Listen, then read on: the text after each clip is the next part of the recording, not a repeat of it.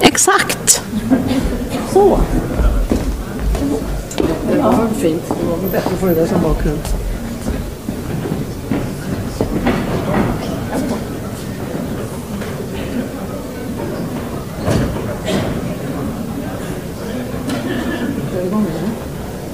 Det låter lite ring. Ja. Eller har ni?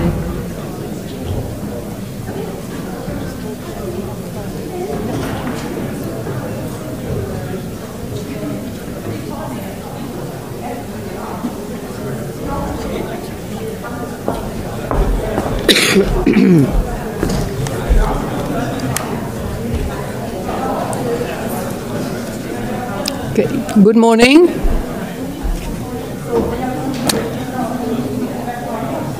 And good morning.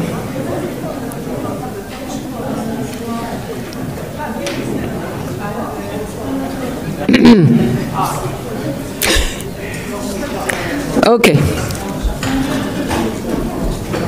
I am Kerstin Kassel, and as a Pro Vice Chancellor, I wish to welcome you all to Södertörn University. As a university, we have several tasks, and most obviously we engage in teaching and research. But equally important, we have the so-called third stream activities, that is to promote knowledge exchange and various forms of collaboration between our researchers, students, and the surrounding community. And it's not every day that we manage to bring them together in one and the same conference. This meeting, which includes students and researchers, as well as the professionals in the fields, answer in an excellent way to all the university's tasks. The conference seems to have something for everyone. The program offers both sessions with panels and presentations, as well as hands-on workshops. I hope you all have 2 inspiring days and that you will go back home with lots of new insights. A warm welcome to Södertörn University and the Nordic Data Journalism Conference.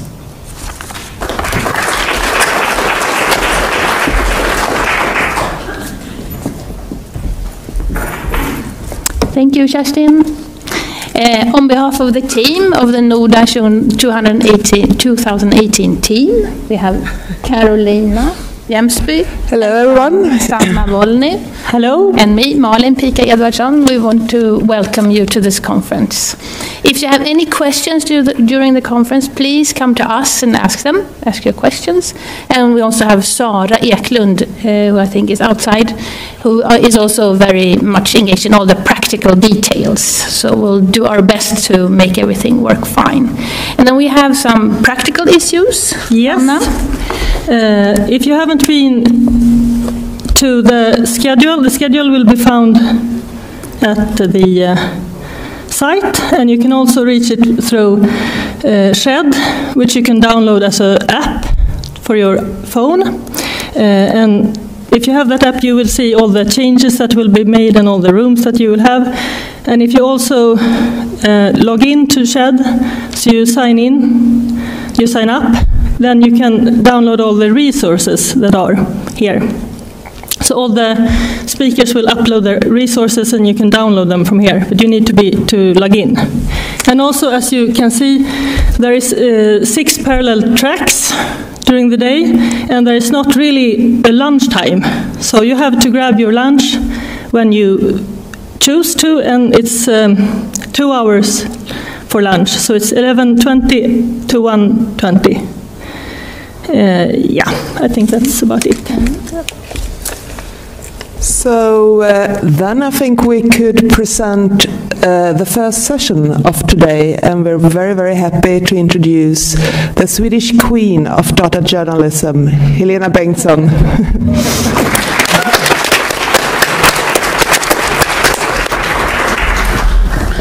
Thank you, Katarina. I don't really know what to do with that, but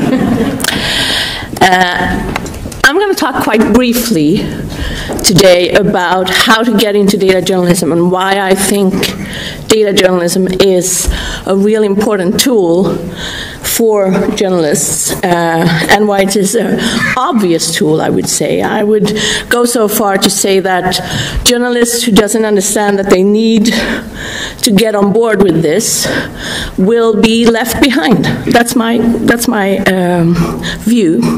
So how did it get started? How did I get started? This is how I got started. In 1983-84, my high school was one of the first to introduce computer science in its on its schedule, and if you signed up for that, you didn't have to do philosophy, and you didn't have to do music, so I signed up. And this was the ultimate this was the most thing I remember about this was the ability to print my name all over the screen indefinitely. So that's what I did. I did a couple of other things as well. But I also found that I actually loved this. I loved doing little programs that determined whether or not a tiger was in its cage and that sort of thing. So I've always wanted to be a journalist, but my grades didn't get me into journalism school, so I started pursuing computer science instead. And I ended up working in this amazing building in my hometown. It was built in the 80s, can you see? It's actually called Soft Center, and it was full of companies working in software engineering and development and that sort of thing. And after a couple of years, I grew a little tired of working with programming, and at that time, you did everything. You wrote the program, you wrote the manual for the program, you went out and sold the program, you educated the people who were using the program, and then you were on the phone doing phone support with the same people. So you sort of did the whole chain of things. After a while, I gave up that. I managed to get into journalism school, and we're now 10 years ahead. So we're now in 1994. And I had this very, very forward-thinking teacher who wrote this book. And he told us that we were having a course in data journalism. It wasn't called data journalism back then. It was called computer-assisted reporting. And we were supposed to build a database where we could draw some conclusions into a story. And some of my fellow classmates were very innovative. So I remember especially one group who got a bunch of parking tickets from the city. And then and since in Sweden we have the public record your date of birth is a public record. So they coded everyone with their star signs and came to the conclusions that Scorpio is the star sign most likely to get a parking ticket, which I thought was we weren't that innovative. We took this book, an older version. I couldn't find the 1994 version of this book, but it's always looked the same. And we started data entry. So we used a program called FileMaker, and we entered in the names of the boards of a number of agencies in Sweden. And back then, it was said that the boards were supposed to be made out of laymen, made out of ordinary people that could get an insight into the agency's work and make sure that the agency worked at the right place. Our idea when we started the data entry was that we would find a person, just as you can find in the commercial world, you can find persons who sit on 10, 15, 20 boards, and they actually make a living out of being a board member. And we were hoping that we would find the same thing here in the public side, where we could find sort of a board professional that was just sitting on the boards. And when we compiled our data, we saw that we really didn't find anybody. We found somebody who was on 4 boards, but that's not really a professional. But then, since I was overambitious already then, so we entered in everything that wasn't there. So we entered in the name, we entered in their age, but we also entered in their title. And when we started looking at the titles, we saw that they were not ordinary people. They were bureaucrats. They were working in other agencies, so they were members of parliament or something like that. Which meant that this great idea that the ordinary person should have an insight into the work of the agency wasn't really what it was showing. So it told me two things. It told me that entering data can actually give you a good story, but it might not be the story that you thought that you were doing. I got my first job. Anybody, there's a lot of young people here. You will think I'm crazy when I'm talking about that. This is what I worked with when I first got out of journalism school. This was a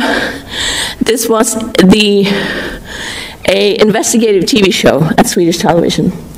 And I had great bosses there, and they sent me away to the US to go to these kind of conferences, and that's where I started to really understand what data journalism, or computer-assisted reporting, as it still was called in 1998 and 1999. And we started applying this way of thinking, and while preparing for this, I actually realized that a lot of the stories we did in the beginning, we did because we were thinking about data. I actually didn't program or even did a lot of data entry.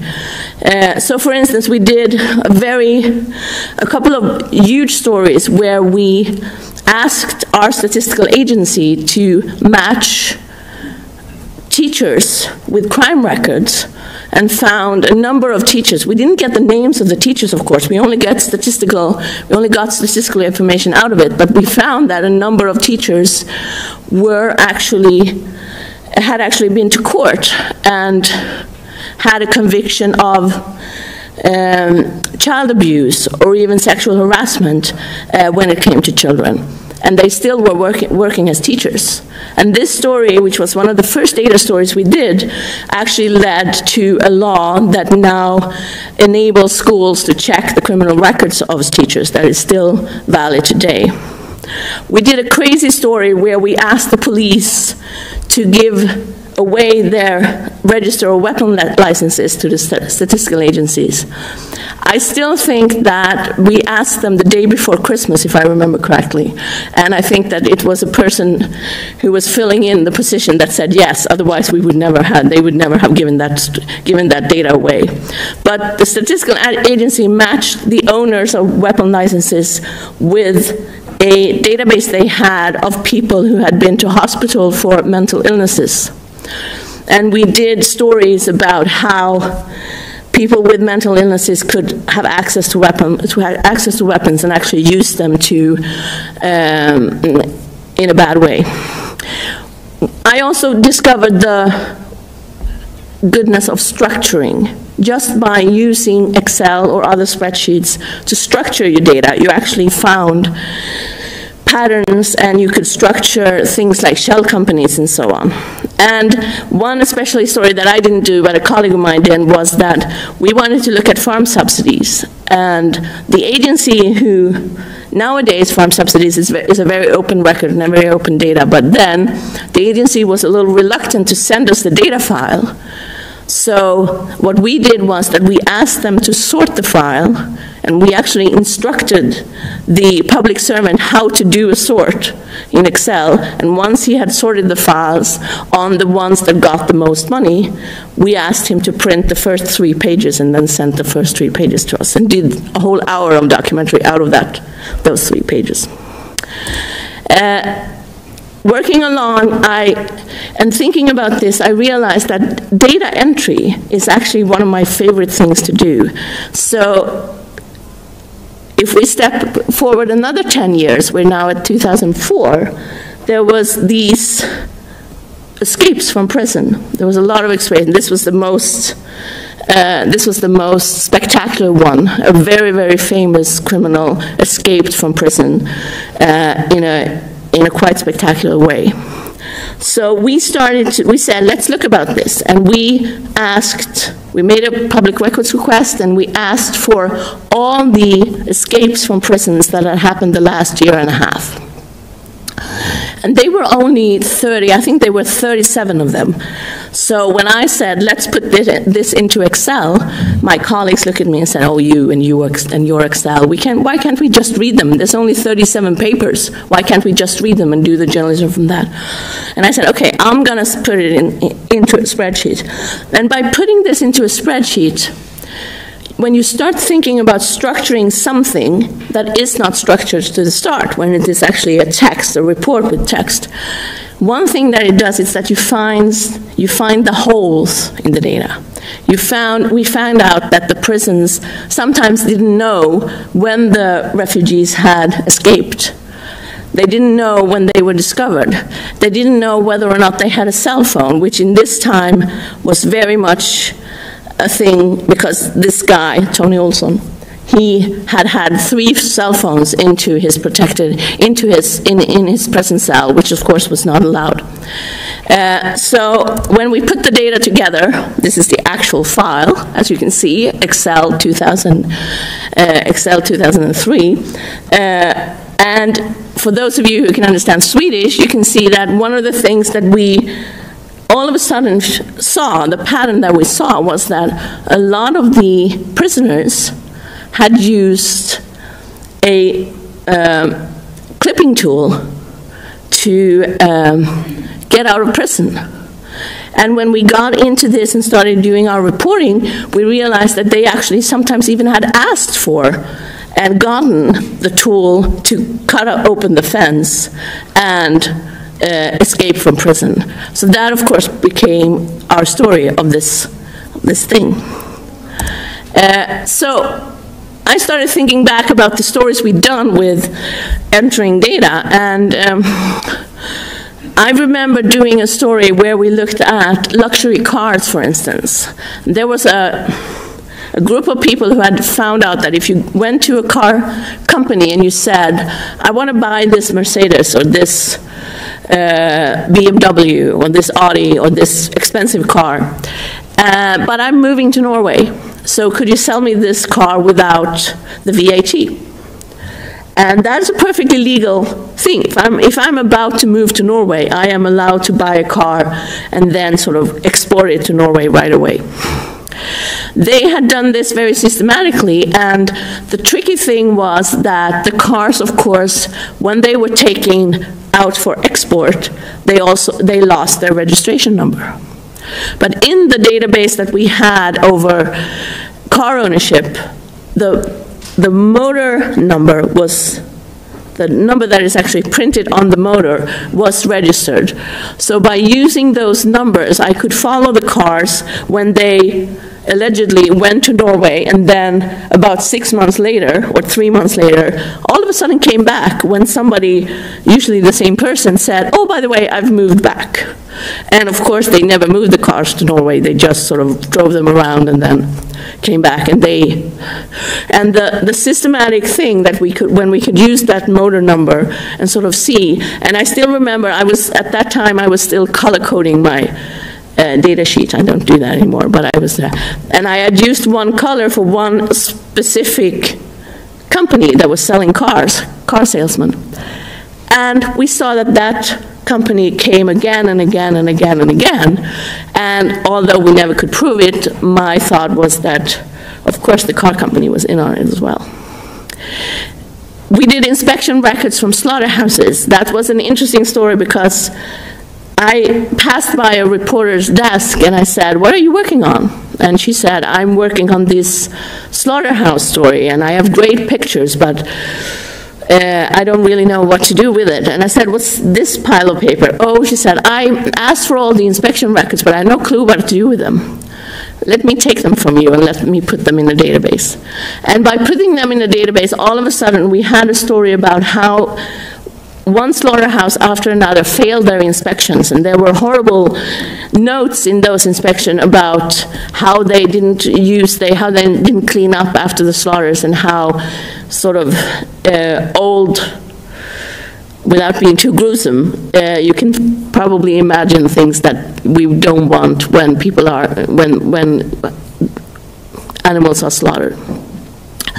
I've done a couple of stories where I've actually asked for paper records when it comes to complaints for the elderly, both what we call Lex Maria in Sweden and what we call Lex Sara, where in both cases, and many of you have heard me talk about the story about the little old ladies who were forgotten at the loo, which was such an interesting way of, I sat there and I was entering all these complaints and all these reports from care homes, and it was usually, you know, somebody had fallen out of a bed because they didn't put the fence on the bed on, or somebody had gotten the wrong drugs because a stressed nurse hadn't read the drug chart properly.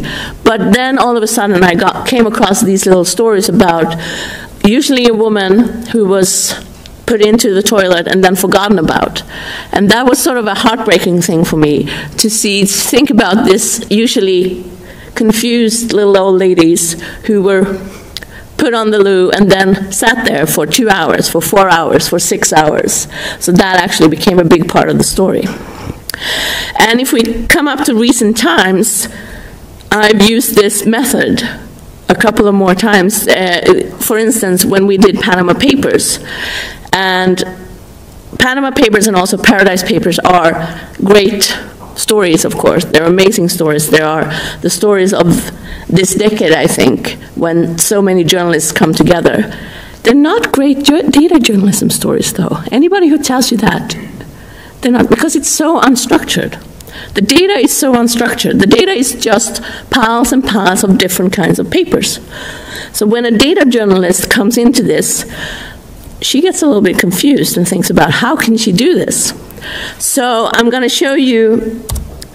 So what we found was this correspondence. This is just about 1,000 pieces of paper among 11 million pieces of paper. So it's a very, very small part of the Panama Papers. But this was a correspondence between Mossack Fonseca, who actually went out of business yesterday, by the way, and the Financial Investigation Agency in British Virgin Islands. And the Financial Investigations Agency would write letters to Mossack Fonseca asking them for the ultimate beneficial owner of companies. And they would answer back, and they would always answer back saying, "Dear Mr. George." So actually my search term for finding these were not financial investigations or beneficial owners. It was actually "Dear Mr. George," because that was the search term that got me the most letters. And they're answering, they're giving a date on when the Financial Investigations Agency has asked them, and they're also saying, in this case, for instance, we were unable to retrieve the ultimate beneficial owner. That is a break of the rules. They are obligated to give the beneficial owner when an investigations agency asks them to do that. Or in this case, they say the beneficial owner is not known to us. So I put them all into an Excel spreadsheet. It took me 3 weeks, but by compiling this data, we could see how often were they late in answering, how many times did they actually give a name of the beneficial owner, how many times can we suspect that the beneficial owner that they gave is actually wrong because we can see that name coming back and back and back again. So we could, at a number of instances, we could say that the Financial Investigations Agency would have cause to fine Mossack Fonseca, or maybe even take away their license to register companies. And of course, nothing had happened. So we did this story about how they had been allowed to continue working the way that they did. And I always sort of imagined that Mr. George, he didn't have a hard job. He just sort of sent these letters, and then he sat on the beach and had his sort of afternoon cocktail. But I don't know if that's true. That's my imagination. And finally, I want to talk about a story that actually I didn't enter myself. This time I actually used programming to enter some of the data. We wanted to look at the luxury properties that were built in London. There's a lot of properties built in London that's not really meant to live in. They're meant to be used as investments. And we chose one of the, if you've been to London, you know that around the river, there's a lot of fancy high-rises, and this is one of them. And I got the records of who were owning the, I asked for and got from the land registry and got the records of the owners of all the apartments in this high-rise. And I used a small program to extract the data from the PDFs that I got. And we put them into a Google spreadsheet. But I was working together with a reporter, and tomorrow I'm going to talk more about collaborations, because I think that's key to, one of the keys to data journalism. And while I was sort of entering data here and talking about which countries the owners were actually living, he was also working on the other side, doing reporting and going through the apartments and seeing if he could find out anything interesting, like this is an Indonesian banker, or this is a penthouse consisting of 3 floors, the top apartment, for instance.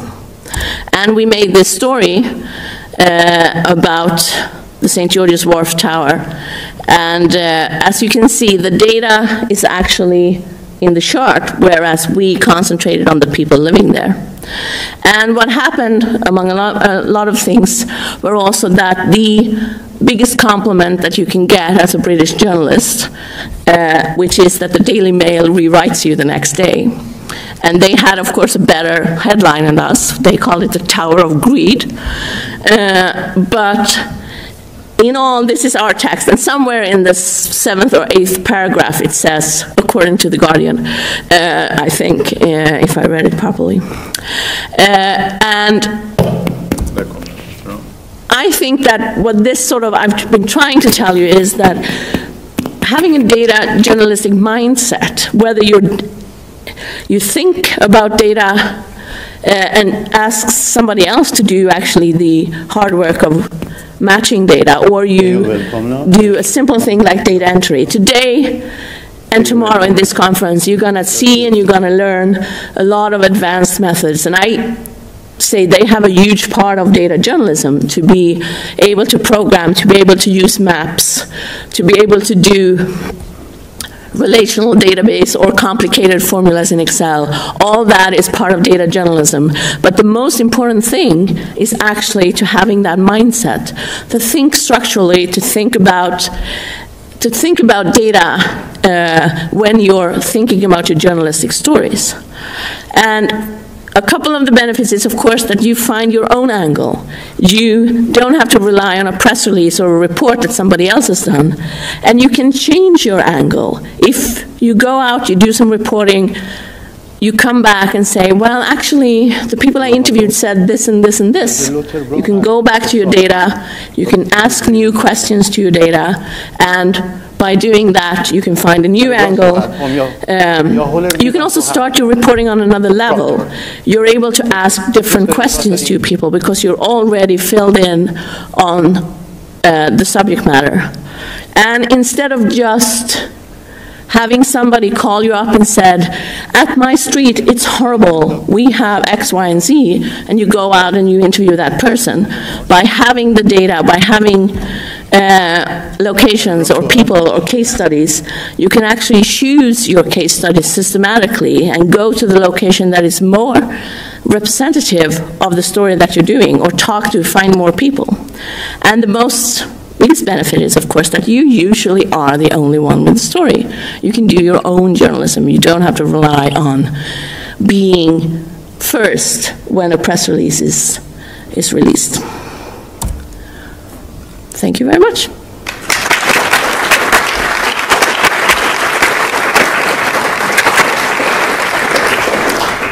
And I think it's coffee outside, right? Yeah.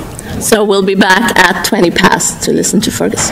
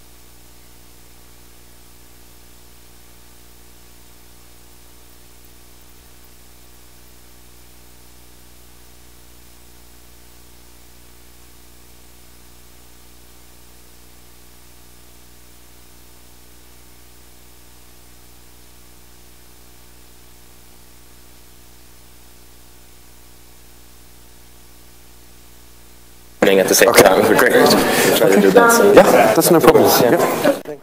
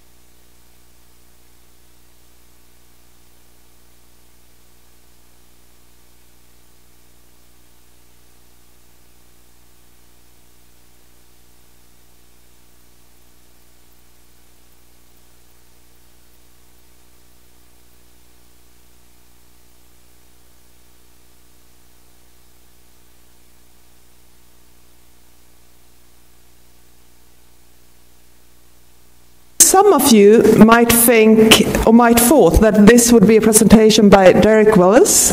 He is stuck in the US due to a passport problem. But if you want to hear him, please come to room MB416 at 12:20, and he will be with us on a video link. But now I'm introducing Fergus Bell from Dig Deeper Media, and he was part of the largest social news gathering operation ever performed, the Election Land, which was a project gathering social data on the American and the US election 2016, and it was more than 600 journalist students and professional journalists that worked together with this. And Fergus will tell you more about this, how they did it, how it was set up and managed, and also a lot on the lessons learned and on new coming election land projects, not only in Mexico but also in Sweden. So having said that, I leave the floor to Fergus. Welcome. Thank you. Hi everyone, I'm sorry I'm not Derek, but I will try and interest you, and I did work on this project very closely with Derek. So a little bit about me. This is who I am. I'm a trained broadcast journalist from the UK. I started kind of getting into TV journalism, and I spent 8.5 years at the Associated Press, where I was their social media and UGC editor, so editor for user-generated content, creating verification processes for them. Now I'm also a founder of the First Draft Coalition, and now I work with newsrooms all around Europe, helping them with their verification processes, and I'm working on something called Pop-Up Newsroom, which I'm going to talk about as well.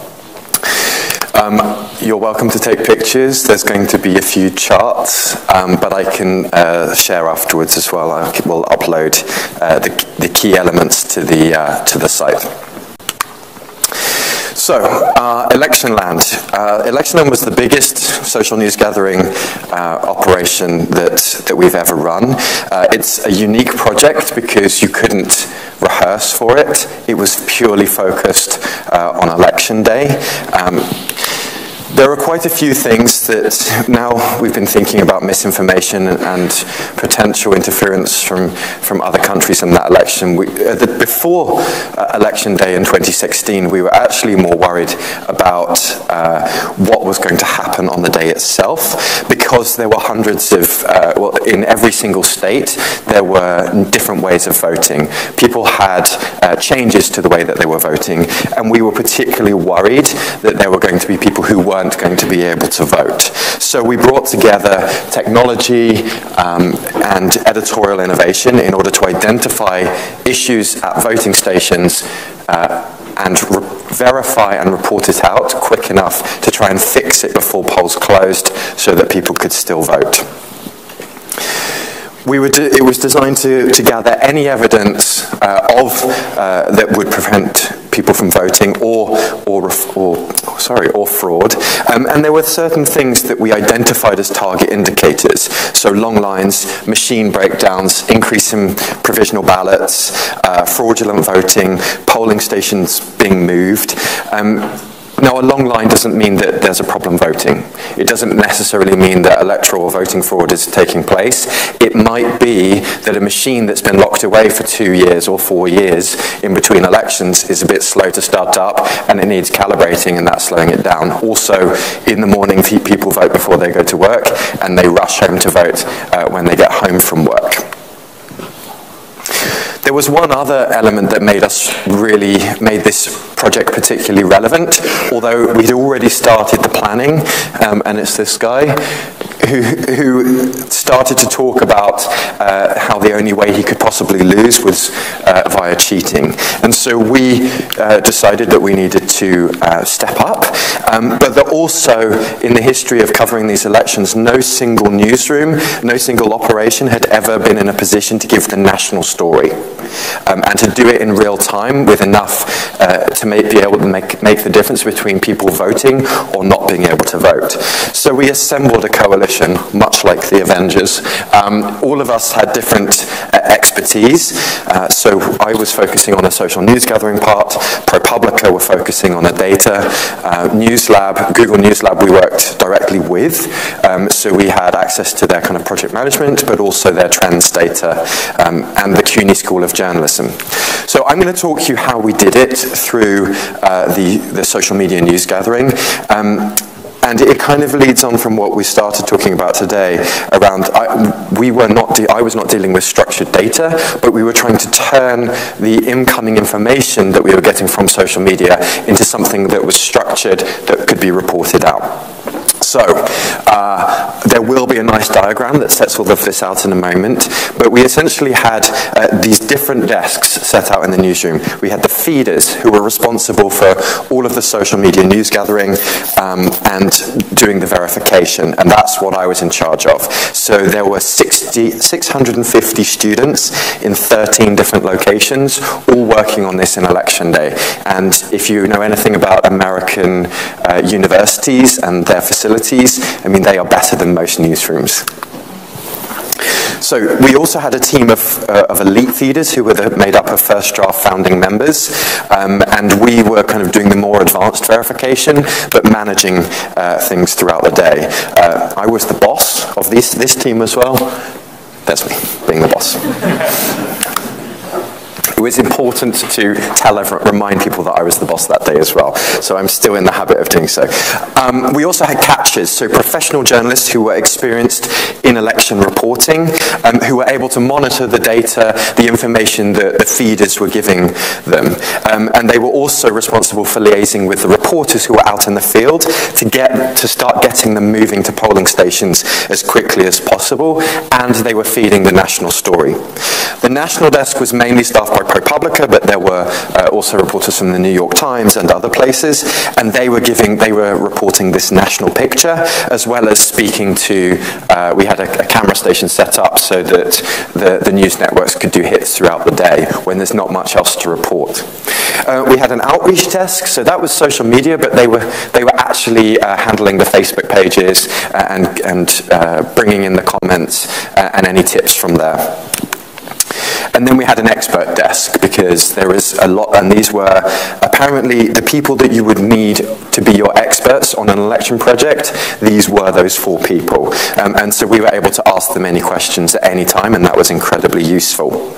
And then we had this network of reporters. I think it was maybe 300 or 400 reporters spread out across the country as part of local news networks. We didn't work with the agencies. We didn't want to replicate something that had already been done. We wanted to empower local reporters to be able to cover a national story both locally and nationally.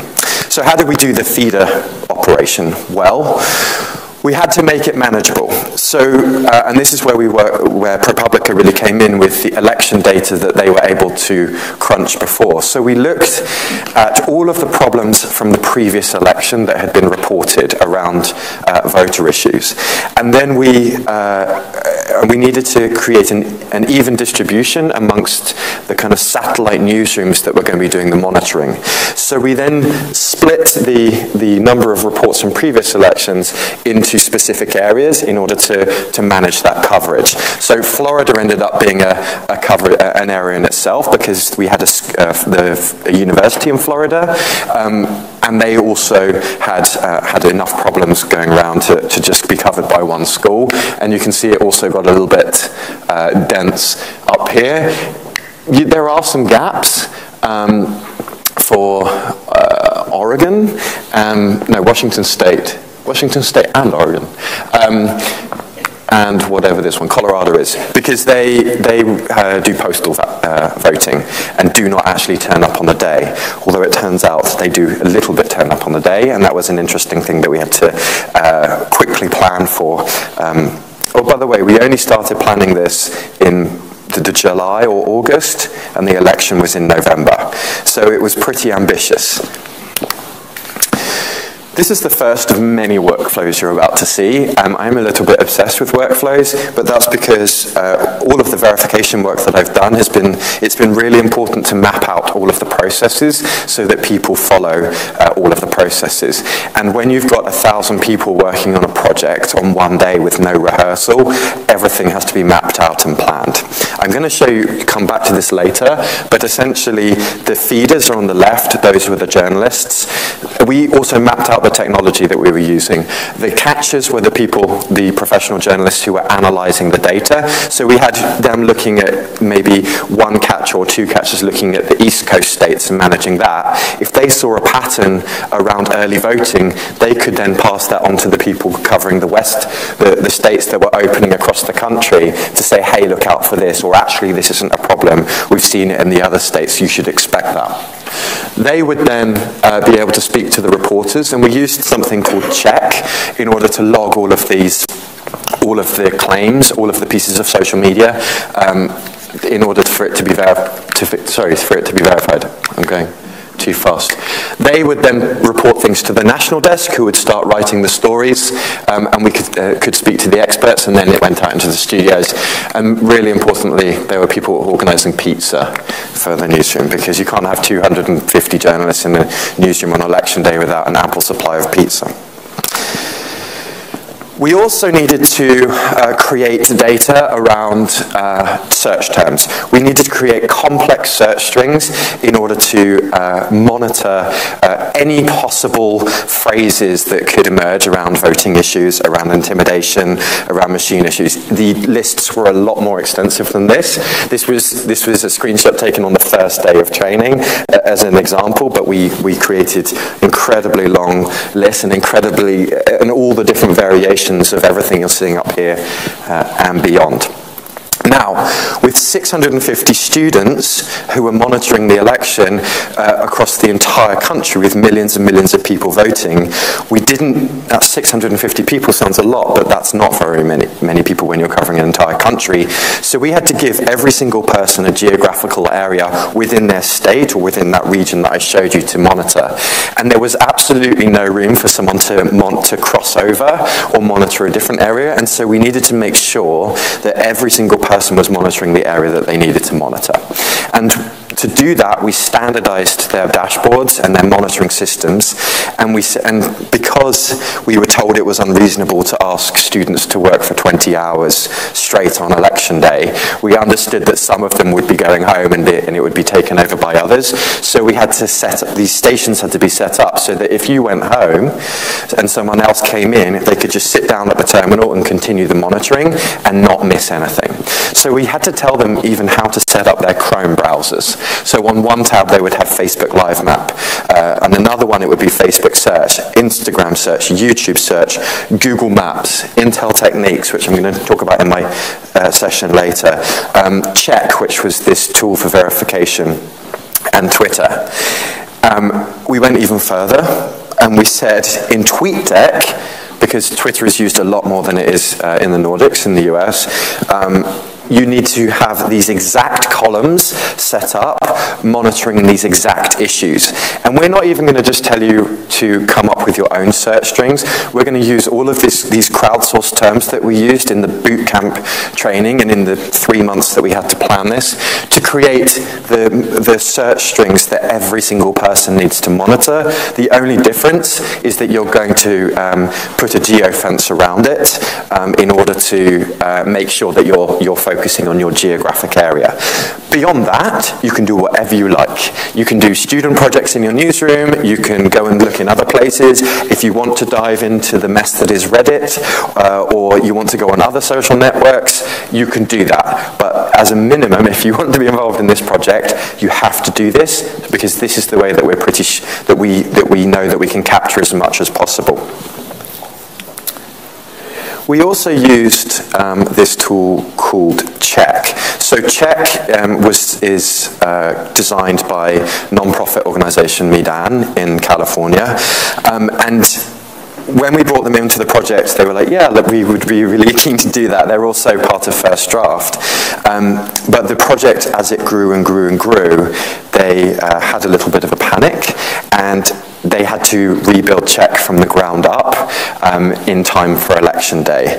And I think they were a little bit stressed by that. So especially as it couldn't be load tested properly, you couldn't test that number of people 1,000 people logging in, but we also had no idea of the kind of data that we were going to get on election day itself. So I just want to show you, now this is, those of you who are involved in product development will appreciate that 18 months is a long time in a product development cycle, but this is what it looked like just a couple of weeks before election day, and it's a video. So it's a very simple tool. It's designed to be simple. You take a URL, you paste it in, and it creates a claim to check. So it could be a tweet in this case, it could be a piece of Facebook, it could be a text message that someone's putting in, or other data that we were getting from various databases. You can tag it, and we had a number of tags in place that all linked up to those workflows and those search strings that I told you. And then you could put in data. Now we actually, towards election day, this was structured, so they weren't free, the fields weren't free. We had things like location, time and date, problem, and then you can give it a status. One of the things that we learned during this process was that journalists love finding things and putting it into these systems and having their name next to it. I found this, but then actually following through and doing the work on it was another matter. So we had stand-ups every hour, every 2 hours, and we learned this pretty quickly, that there were lots of things in it that were blue, unstarted, and that people were just adding things in and not taking it through the process. So we implemented a rule pretty quickly. If you find it, you own it, and you have to see it through. So this is what we started to see on election day, authenticated pieces of social media with tags and with the structured information around verification status and location. We had a project for every single state that was voting, so it was sorted like that. And the catchers who were receiving this information could just obviously select the tags for the states that they were responsible for. Now, I'm sure most of you use Slack. Slack 18 months ago, I don't know how many people were using it. We used it to do the planning on election land, but we also used it for election day itself. And we had to get 1,000 journalists who hadn't really ever heard of Slack onto Slack in about 48 hours. And so we learned so much about how to use Slack for big projects. For example, no funny names allowed, or how many, out of 1,000 people, how many people can be called John, or, so we had to even structure the way that people used their Slack names, because we needed to identify what news organization they were from, or what university they were from, just by looking at their Slack name. And also, we had a lot of channels, and you can probably appreciate that journalists do not like to feel like they are missing out, and so will join every single channel just to get that amount of information.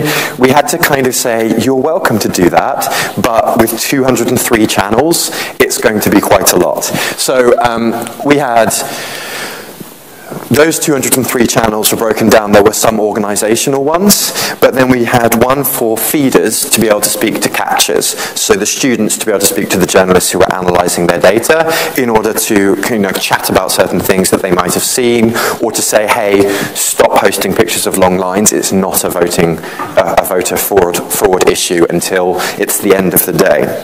We had one for catchers and reporters, so that reporters were talking to reporters. We didn't want the students to talk to the reporters without them going through a second person who was doing a second check on the verification. And then we had a Slack bot, so that any time someone, I do have a picture of the Slack bot, anytime someone changed the status within check, it would ping a Slack message into the Slack bot channel for that state. So a catcher or a reporter could just monitor that and see every time something had, the status had changed to verified, or something new was added.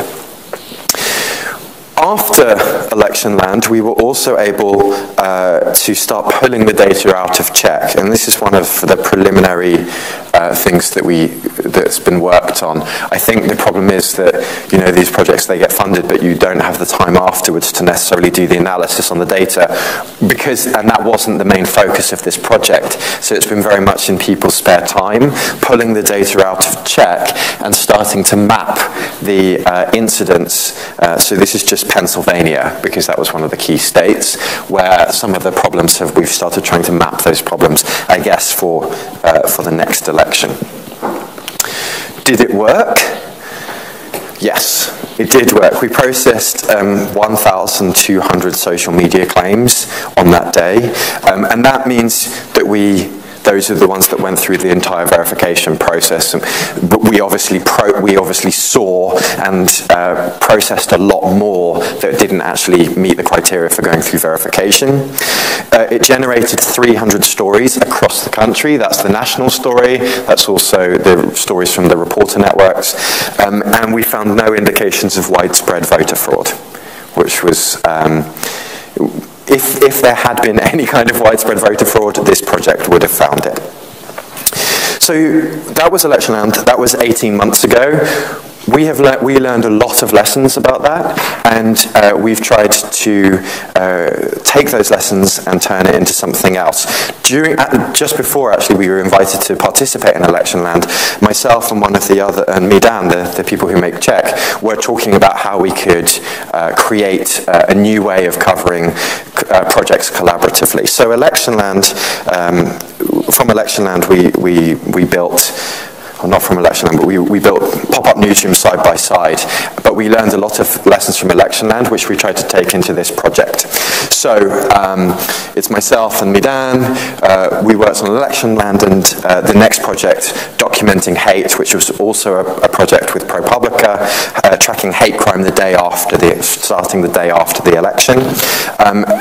And we are now creating collaborative projects in the same vein, but all around the world, to cover elections, not just voting problems, because that was specific to the US, but actually problems, anything that needs to be monitored throughout the campaign. So something that is slightly different that we brought into this, which now, again, people are talking about a lot, but is design thinking. So we wanted to, because we were an editorial people and product development people working together, we actually thought about combining design thinking to tackle editorial problems, not just the technical problems. So pop-up newsroom is in-person sprints. It's very important that it's physical, like we're physically in the same place. We're focusing on product design, editorial innovation, and hopefully eventually looking at new business models. One of the problems with Election Land, and also during any elections and any social news gathering, is that often finding things are really easy. Finding something you can verify is harder, but there's no point in being able to just quickly find something if you can't communicate it within the project or within your newsroom, process it, verify it, and publish it, and do it efficiently. I get approached by startups all the time who say, I found this an hour before the BBC. Well, you probably didn't. It's just the BBC has to put it through a verification process that, beyond just saying, I saw this on Twitter. So we wanted to try and speed that up, because we were also conscious that in terms of social media, so much time, effort, conference space had been spent on talking about social publishing and how to beat the algorithm, how to create engaging content. We wanted to shift the focus back to looking at social media as an incredible source of stories. The product side was really interesting as well, and I've stolen this from my colleague on this project, Arn, she's the product manager for Czech, and she was like, well, this is a really weird place, I don't know where I fit in. I know where I fit in on other projects, but there's another one that we have to add to this, and another thing that I have to be in the middle of.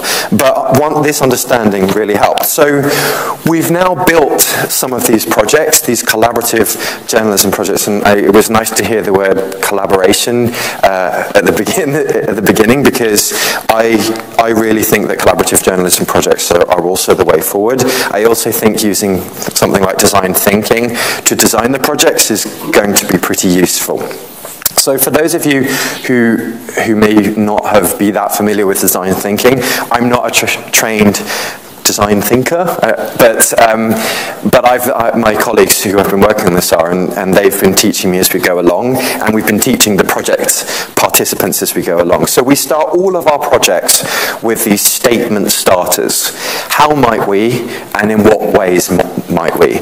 And when you're working on, and if you're doing this in an internal team, then it's got one clear goal to kind of frame the project. But actually, when you're doing it on a huge collaborative project, it's a really good icebreaker, because you have to get people talking to each other, and you get this immediate kind of input from completely different perspectives. We are also bringing in technologists into these projects. So Electionland was really, we worked with Facebook, with Google, with Twitter, with Dataminer, Kristoffer, CrowdTangle, all of these people. Now, some of those are some really big technology companies who have good relationships with news organizations. Smaller startups who are doing really good things don't have those relationships, and they never get to see the work that we're doing in newsrooms. So we've made all of these projects have an element of inviting startups in so that they can look at what we're doing, and they have been hacking their products and making changes as the project is happening, so that their product works better for actual journalists, and they're not just guessing. And likewise, the two sides are having conversations and saying, well, could we do this or could we do that? Often, product teams in news organizations sit in a completely different place, and they do the things that they know that they can do or they think that they can do. It's not necessarily what the journalists want. So we are the design thinking process is looking at the problem, understanding it, and then making things to fix it. So the mapping out process, this is from the Documenting Hate project that we did with ProPublica. We list all the stakeholders. Who is a stakeholder in this project? Who needs something out of it? Who wants to be involved in it? We then draw out how we are connecting those stakeholders. And then we have to work out what those stakeholders are going to get out of a project, especially on a collaborative project where we need to kind of keep everyone together and keep everyone happy, because if it falls apart, we're not going to end up with what we wanted. And then we do these statement starters based on the targets and target it on the stakeholders. So we're talking about inputs and outputs, peoples and skills, functions and roles as we design these workflows. And the way that we do this is with lots of post-it notes, and we say, okay, these are the inputs, these are the outputs. We know that we're going to be monitoring these things. We know that we need to publish in these ways. How are we going to design the project that actually gets from this side to this side? And we fill in all of the rest with functions and roles. Now, it's going to get a bit workflowy. I usually do have to have this warning, but I have a feeling that for this audience it's going to be okay. So this is the workflow that we have that we created from Electionland, from verification processes in newsrooms, and we wanted to try and make something generic, because if you design a verification process or a news gathering process around a specific project, it likely won't work for the next one. So the idea is that we keep testing it and refining it in different projects. So it's quite simple. And this is where, here, this is the bit that we learned from Electionland. If you find something, you are assigned something, and then you have to categorize it, you add it to the newsroom system, you put it through a verification process, and then you add the structured verification data to it, you assign it a verification status, and then it goes wherever it needs to go. I'm going to come back to this, don't worry. So the first kind of pop-up newsroom that I'm going to talk about is one that we did for Documenting Hate. The day after the election, reports of hate crimes, and ProPublica wanted to map it. They had lots of partners. The majority of the information was coming through a form. They built a database for Electionland called Landslide, and they used this to collect all the data, and every partner had a form that their audience could fill in. But we also wanted to do the social media monitoring. So this is the very first workflow. I didn't make this one because it's just black and white and that's really boring. But this is what it first looked like. So this is then where we picked up from after Electionland and creating this kind of workflow. And we simply apply, this is the one for documenting hate. So we started by filling in the specifics for documenting hate in order to kind of structure the way that we did this news gathering. We put in specific verification criteria here, and we were using the check. And the output actually for this one was a Slack bot that would be sent to ProPublica and reporters. Now, we learned a lot of things quickly. It wasn't the same. We weren't physically in the same place. We didn't have the same frequent communication with the people doing it. And so people were losing interest, or there were only a few things appearing, and we needed to keep it going. So we had a little powwow in Austin, Texas, with key people from each of the universities, and we redesigned the workflow to work for all of the stakeholders that were involved. I'm just going to kind of show you through the process that we designed this in a day and changed it. And this is the last one. So we wanted to build in breaking news monitoring from ProPublica stuff that they were sending us. Then you put it into check, and then because they're students, we actually needed to build it, and there was no kind of one-day project. We needed to build in some things here. So we said, okay, you've got 3 hours to start this verification project and 6 hours to complete it once you take it on. You're going to get a Slack bot warning, and if you don't do that, then it goes back into the system and someone else can pick it up. And then we'll put it through the verification process. And this got the project moving again. We also looked at kind of databases that we needed to build, of these search strings that could just be added to and accessed by everyone. And we did the same crowdsourcing process for building these search strings. So the next tip for a collaborative project is to get physical.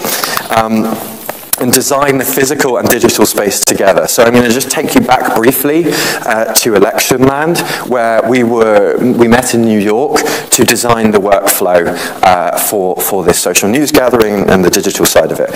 Now this is the CUNY School of Journalism newsroom in New York before Election Day, and this is it on Election Day. We squeezed a lot of people in. We squeezed more people in than we were supposed to.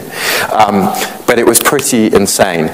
And we had this, we had all of these students outside, and so we had a constant hangout in the corner of the room that we could, with a webcam set up, so they could see everything that was going on, they could feel the buzz, and then we could just go up and talk to any one of them at any point if we needed to share information. And it really made them feel part of it in something that they could have felt really excluded from. So we didn't just design the workflow, the digital workflow, we designed the physical workflow. These are the feeders, these are the catchers, and then the national desk. These tables, the professional journalists decided that they needed a whole load of tables in the middle of the newsroom to separate them from the students that were going to be there. We had like 100 students who were from the New York universities actually in the newsroom with us, and so we were supposed to be over here. The next layout adds all of the other students together with still some tables in the way, and the catchers and the managers way outside of everyone else, and the experts right over there. The very final design matches the digital workflow that we had. So the feeders would pass to the catchers, who would pass to the writers, who could communicate with the kind of the other output. We all had access to the experts, and this sped up everything so much on Election Day, because we could just stand up and walk over to someone as well as sending the kind of messages digitally. And you can see that it matches the exact workflow of this kind of digital workflow that we created. We've also tried to build in training opportunities for all of these, because they involve students. Most other people are, have commitments way in advance on election day, but also it's a great opportunity for students to learn these skills. So for the UK general election, we created a pop-up newsroom, again building on what we learned during Electionland, and we used statement starters to get 30 students, 25 students from different universities who had no experience with news gathering whatsoever around social news gathering to come in. And we purposely didn't give them any training beforehand, because we also wanted their input, their kind of fresh approach to how we might be able to do this. And there were certain things that we learned. So we apply these principles of design thinking: understand, define, ideate, prototype, test, and refine. The first thing we did for understanding is we had technology companies observing how we were going to start doing this and how we started off the day. We actually started off the day without doing any training or explaining what we were going to do. We said, okay, start monitoring the election. And then we introduced these statement starters to define the project. And we brought in this trusty workflow. And then we prototyped and tested it and wanted to look at what else we needed to do in order to make it work for this specific occasion. So we built a new workflow. So the bits in red here are what we added on based on this project.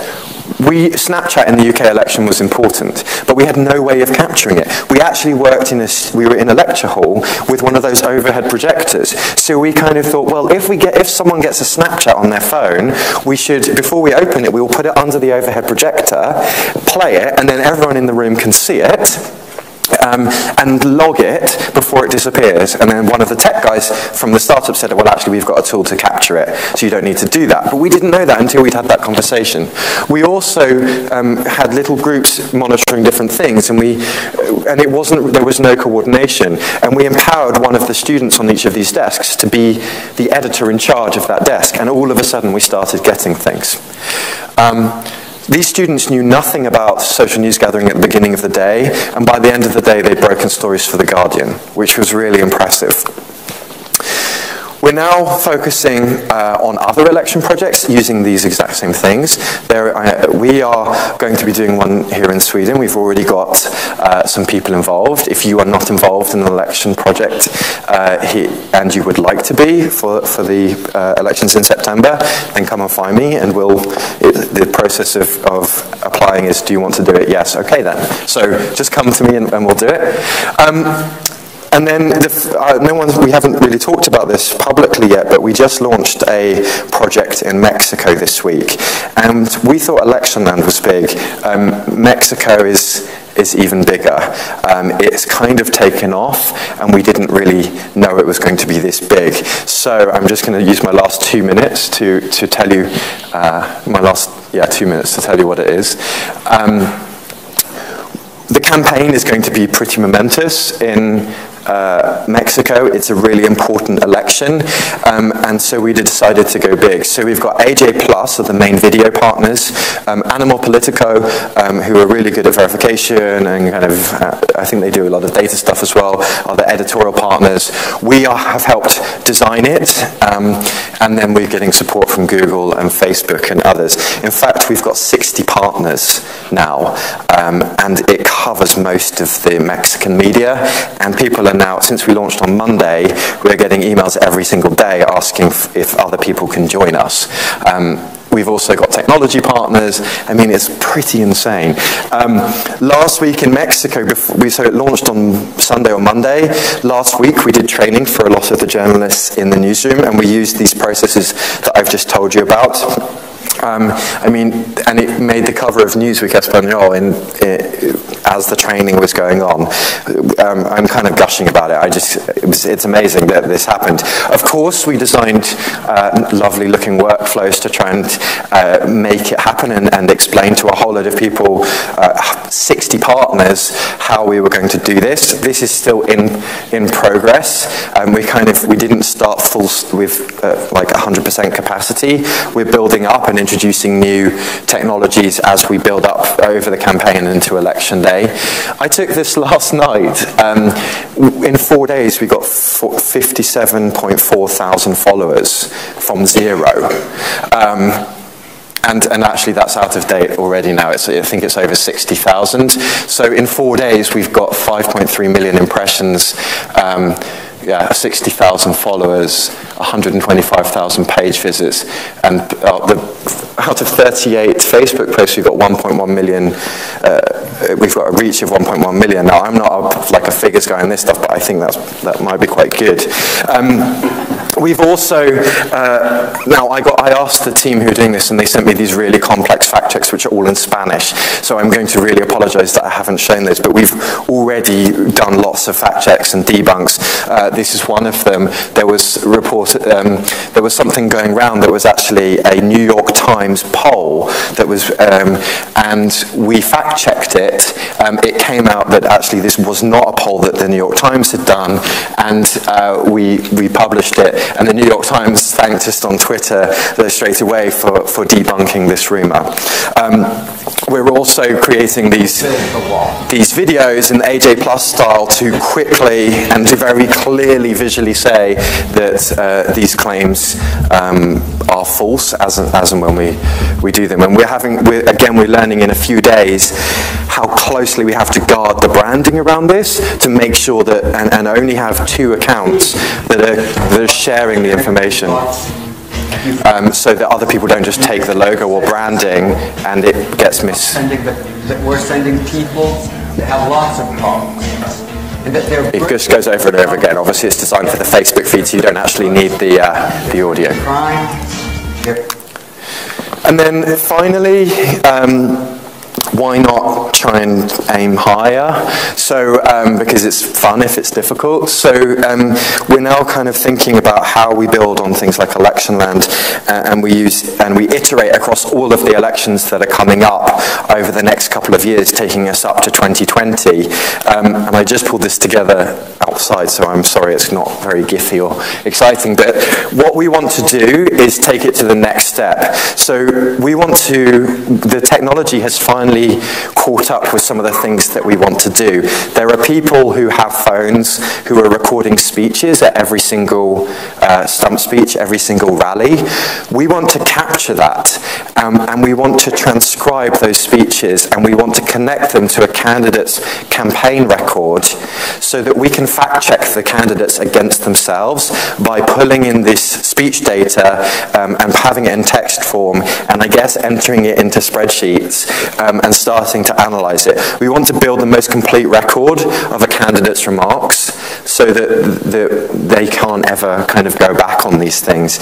So that means issue tag, timestamp, geolocation, and indexing the content for every candidate. We're going to try and build bespoke software and algorithms and ontologies to be able to do this. And create a kind of open, searchable API accessible claims database. All of the stuff that we do is open, and all of the reports and the learnings that we make from these projects are shared so that anyone can take them off. We'd obviously like to be involved, but if there's already been projects like for the Italian elections where they said, oh yeah, we copied all of your workflows and it was great. So that's fine as well. But we want to create, as well as transcriptions, we want to have the video and the audio and the social media records in this claims database so that you don't just report on the speeches, but you have the speeches to be able to show it as well. So thank you very much. If you have any questions, we can talk about that now. I think we've got 5 minutes, but also I'm doing another session directly after this on actual verification of the verification work that we do and how to create the verification part of these processes. Thank you.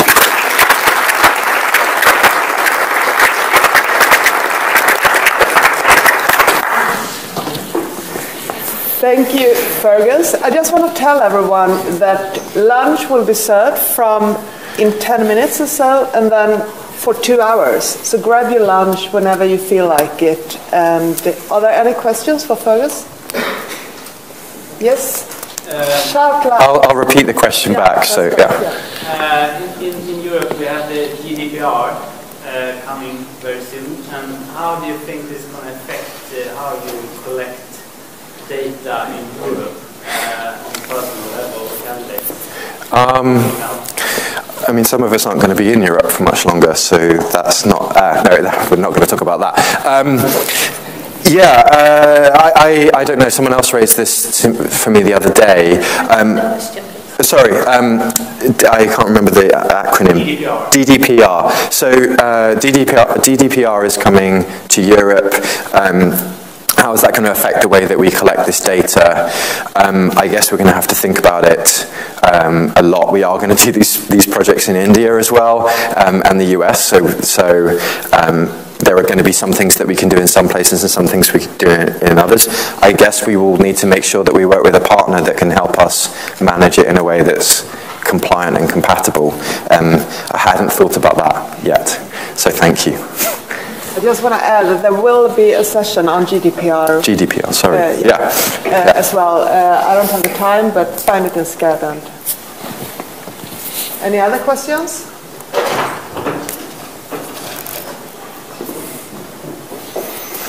Thank you very much. Thank you.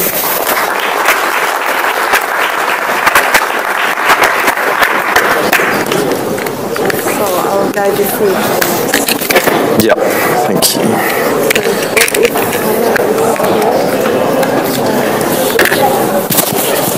Is that okay?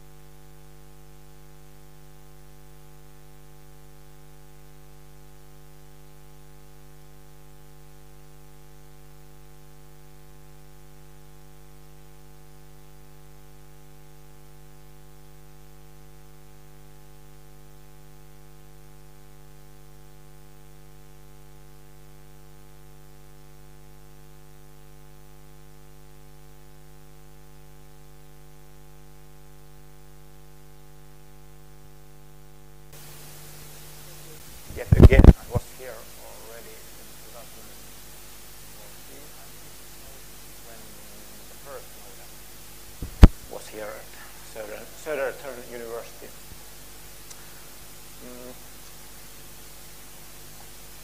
Like said, I'm going to show you some examples from Yle, from the Finnish broadcasting company, Yle. We have many names. I'm going to show you 3 examples from the work that we've done, and I'm going to discuss about this in detail, what went well. So I'm going to just talk you through the kind of concepts and approach that I take to verification. you've obviously seen that I'm a little bit obsessed with charts, but I also do think of the world like this when it comes to verification, or certainly teaching verification. I know that this is not the world that everyone lives in terms of facilities, tools, you know, resources to be able to do verification. But if I teach you in a way like this, then you should be able to adapt it to whatever you've got at your disposal. I'm going to mention a few different types of a few phrases. So I'm going to talk about digital news gathering, and by digital news gathering I mean anything that passes through a computer that allows you to do news gathering. So not something that a typical field journalist would be calling into the desk, but how all of the different sources that we can possibly get through digital means. That's focusing on things like sourcing, how we communicate what we find so quickly, the technology that might help us do that, and also thinking about the elements that we need to have in place to have high publishing standards. I will also talk you through user-generated content, and by user-generated content I mean the term commonly used in the news industry for content with news or editorial value that has been produced by non-journalists. I like that definition because it's the one that I wrote, but what this means is not just any old thing that's whacked up on YouTube. It means something that has been produced by an eyewitness to an event. It's not a government handout. That doesn't count as UGC. If you are a journalist putting something on YouTube, it does not count as UGC. It's got to be someone who, you know, has news or editorial value by a non-journalist or kind of professional organisation. You may have seen before that this kind of view of workflows and charts that I'd like to implement. This is really because it makes it so much easier to stand back and look at the bigger picture and understand what you've got at your disposal to do verification, and all of the people that you can get to help you or persuade to help you. Plus looking at other things that will really help, but they may seem obvious, but you can only really work out what you've got once you've mapped it out. So we're going to go with a slightly simpler workflow than I showed you earlier, and I'll just start with that. So, I'm kidding.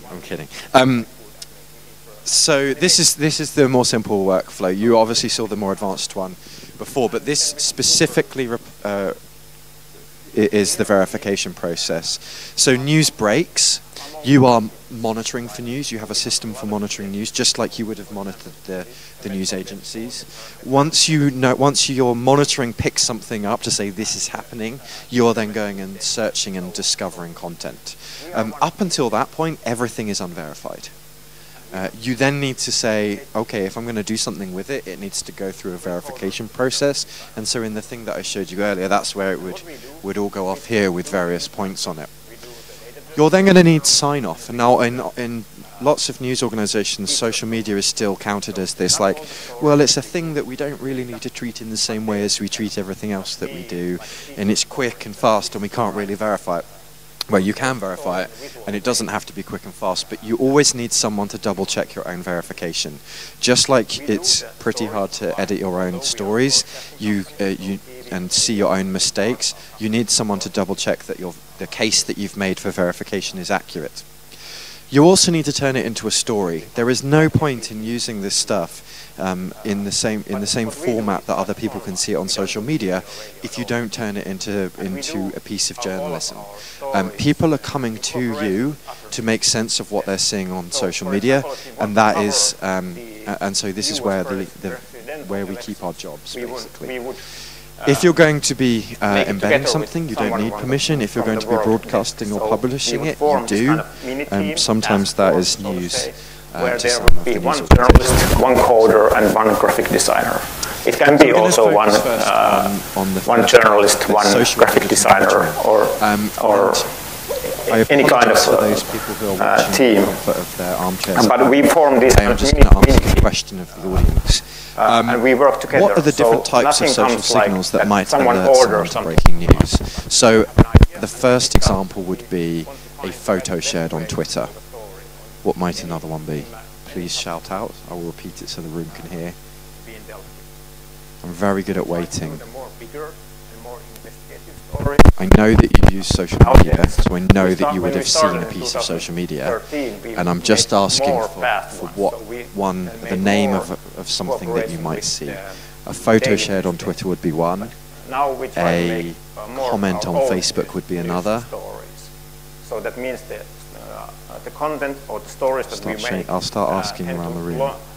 The making of them tend to last longer, so maybe 2 weeks. An Instagram story would be another one. A live video on Facebook would be another. A Periscope video on Twitter would be another. A Snap would be another.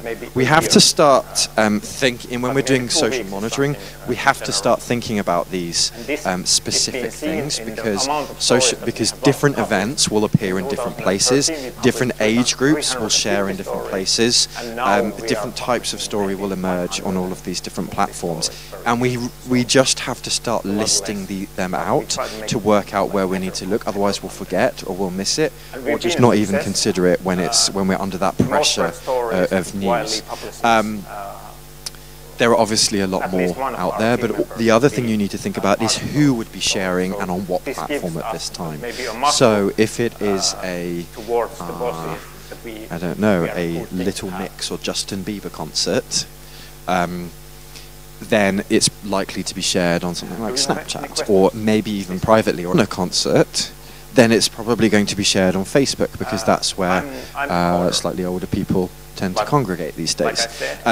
So, you know, you need to think, if you don't see anything about a Justin Bieber concert on Facebook, then it's not because it didn't happen, it's just because the people that were there would no way share to Facebook anymore. And that's important when it comes to verification, because you can be second-guessing yourself, and actually you're just looking in the wrong place. So there are no So monitoring used to happen in newsrooms where you would be monitoring the wires, you'd be monitoring the agencies, everyone would have 1 or 2 subscriptions to the agencies. These same agencies now all have complex social monitoring and verification processes and systems and tools. They probably spend quite a lot of money on being able to do this in terms of resources and those tools. But they have to monitor global news. Individuals can monitor who have beats, or who are monitoring things at just a national or a local level, can follow the same sources that they do, but because they're focusing on a smaller area, it's going to be a lot more manageable. So in other words, you don't have to wait for those people to tell you that something is happening anymore, because you can look at many of the same sources that they are. A quick show of hands, how many of you have heard of TweetDeck? What kind of story? Okay, and those of you at home, if you push the red or the green, no, that doesn't work. So TweetDeck is owned by Twitter. It's designed for journalists, and they develop it for journalists. They invite journalists to their product meetings all the time, and they specifically improve elements of it to help journalists based on that feedback. So I would really encourage those of you who don't use it to become familiar with it. For example, here are a couple I think of my colleagues. The argument is, well, people in the Nordics don't really use Twitter, but that's not really an excuse, because you can see so many different social networks, and it only takes one person to share something on Twitter for you to know it's happening. And they usually do. Also, the President of the United States uses it, and that's a reason to be monitoring it or not. You can learn to block. If we would have 15 minutes. There are other tools out there. This is something called Sound. This is the way that Wiley have been going into. But there are other. And we have also an investigative team where there are data journalists just take Twitter data. Who are you can add not in the news and current affairs department where we are. Multiple sources. Yeah. Monitoring doesn't also just mean monitoring accounts. You should monitor keywords. So when I was at the EP, I would always monitor the terms evacuated, shots fired, or lockdown. And that would give me a heads up on the story. Now that was for breaking news, but there are going to be certain things of interest to any journalist that you can monitor that would give you a heads up on the story. It doesn't have to be telling you something every hour or every few minutes. It could be days before something shows up, but it's still a really valuable way of building up a monitoring system. I'm going to show you a municipality There are also radar, lists. So Twitter, when I'm giving training in kind of smaller groups, I typically ask people what the biggest challenges are for newsrooms and modern social media, and they say it's the amount of information that is on there and the speed with which it's flying out there. Twitter lists to make help to slow that flow of information down and make it really filtered. So you can just add accounts that you want to follow, that you want to be monitoring, and if you add someone to a private list, they don't know that you're following them and they don't know that they're on your list. So you don't have to be following a white supremacist Twitter account to be able to know what they're saying. You can add it to a private list, and the only thing that they will know is that they are on a list. They won't know whose list, and they won't unless you have accidentally made it public. Small exercise. First. So it's a really good way to do it, and to build. To wake you all up. Shout when you have the answer.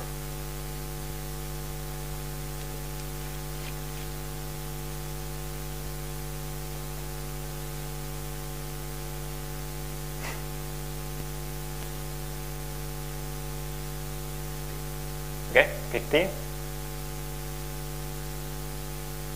Any other guesses? I'm not saying it's right or wrong.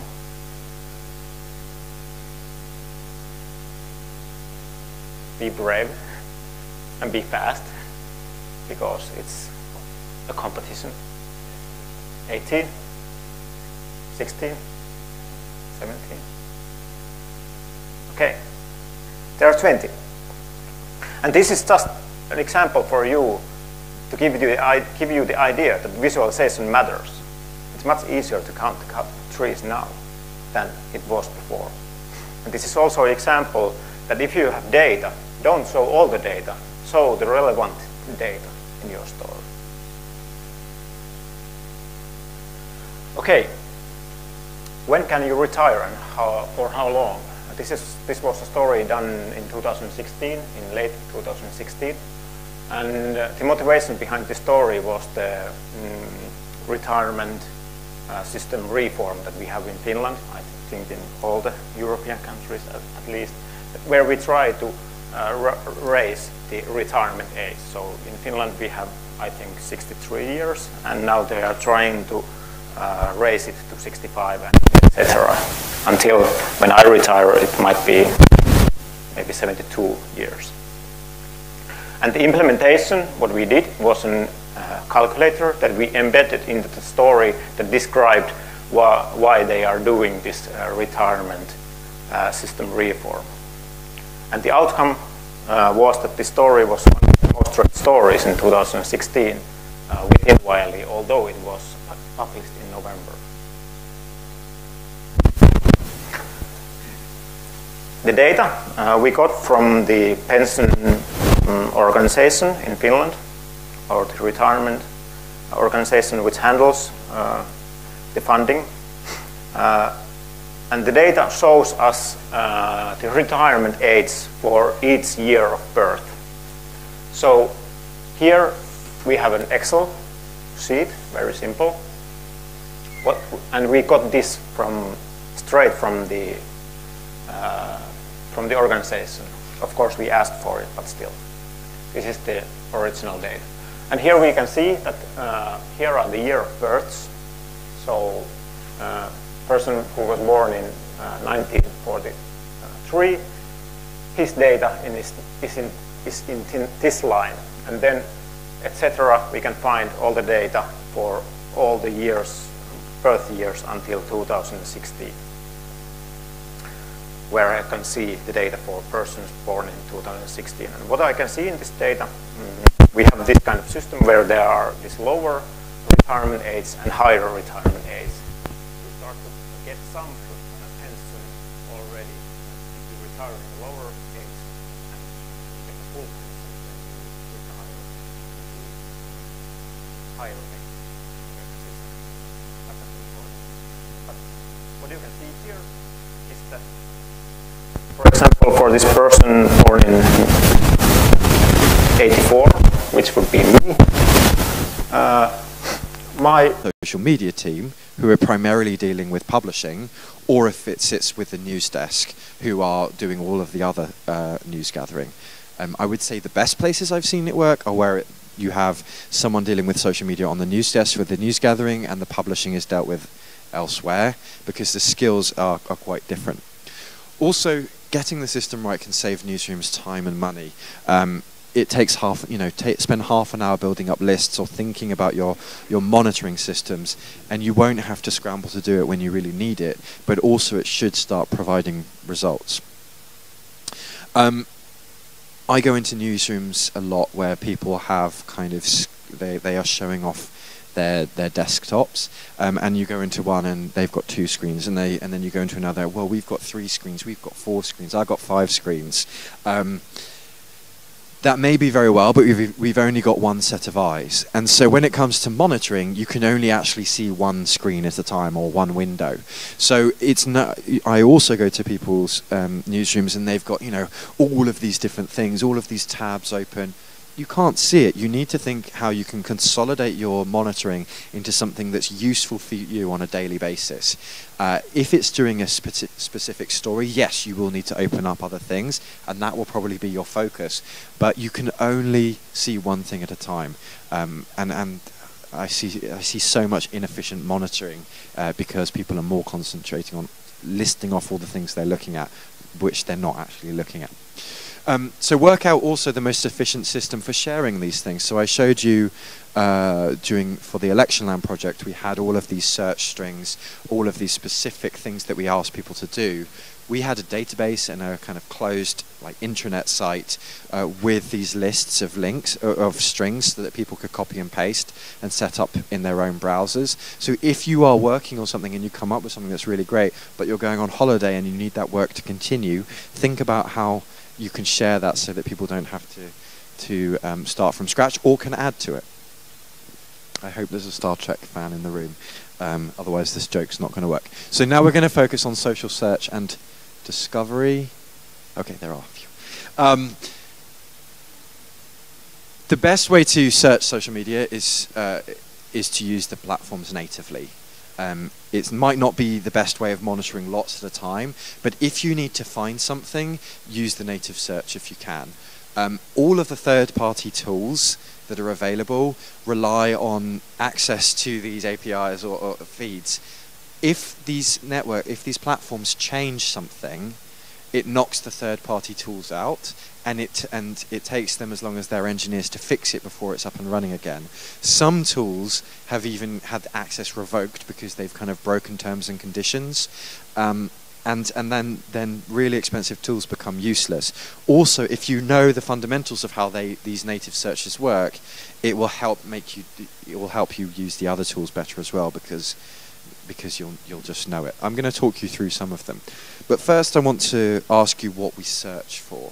And again, I'm going to have to ask you to speak up. So if there was an explosion in London right now, what would we be searching for on social media? What terms? Yes. Swedish people that are in London. Okay, I'm saying let's presume we are a British news organisation in London, and I want to know what actual words you'd put into your search. Fire, bomb, terror, pardon? Help, anything else? Death, what about places? If there's London, no. You wouldn't put London, you'd put metro. Yes, so I doubt any of you who, wherever you live in your hometown, have ever shared a post that's something like, I just saw this in insert hometown today. Because you're sharing with your friends and family who know where you are, who know where you live. Unless you're a tourist, but even if you're a tourist, things tend to happen. They don't happen in the very center of a city that says this is the center of the city, and it will be near a monument, it will be near a bus station, it will be in a part of town. And so when we're searching for keywords, we need to search for things like places within neighborhoods, place names, monuments. We don't necessarily search for things like terror, because terror is used by is used after we know what's happened. If there's an explosion, you're going to witness things like fire or smoke. You don't know that it's a bomb. You've probably heard a loud bang. You may use a swear word. I've got some examples of swear words here. A good one is crikey. But also things like wow. I have found a piece of content before just by searching the word wow and putting a geofence around it, and that came up with something. So what we're trying to do is find people describing what they are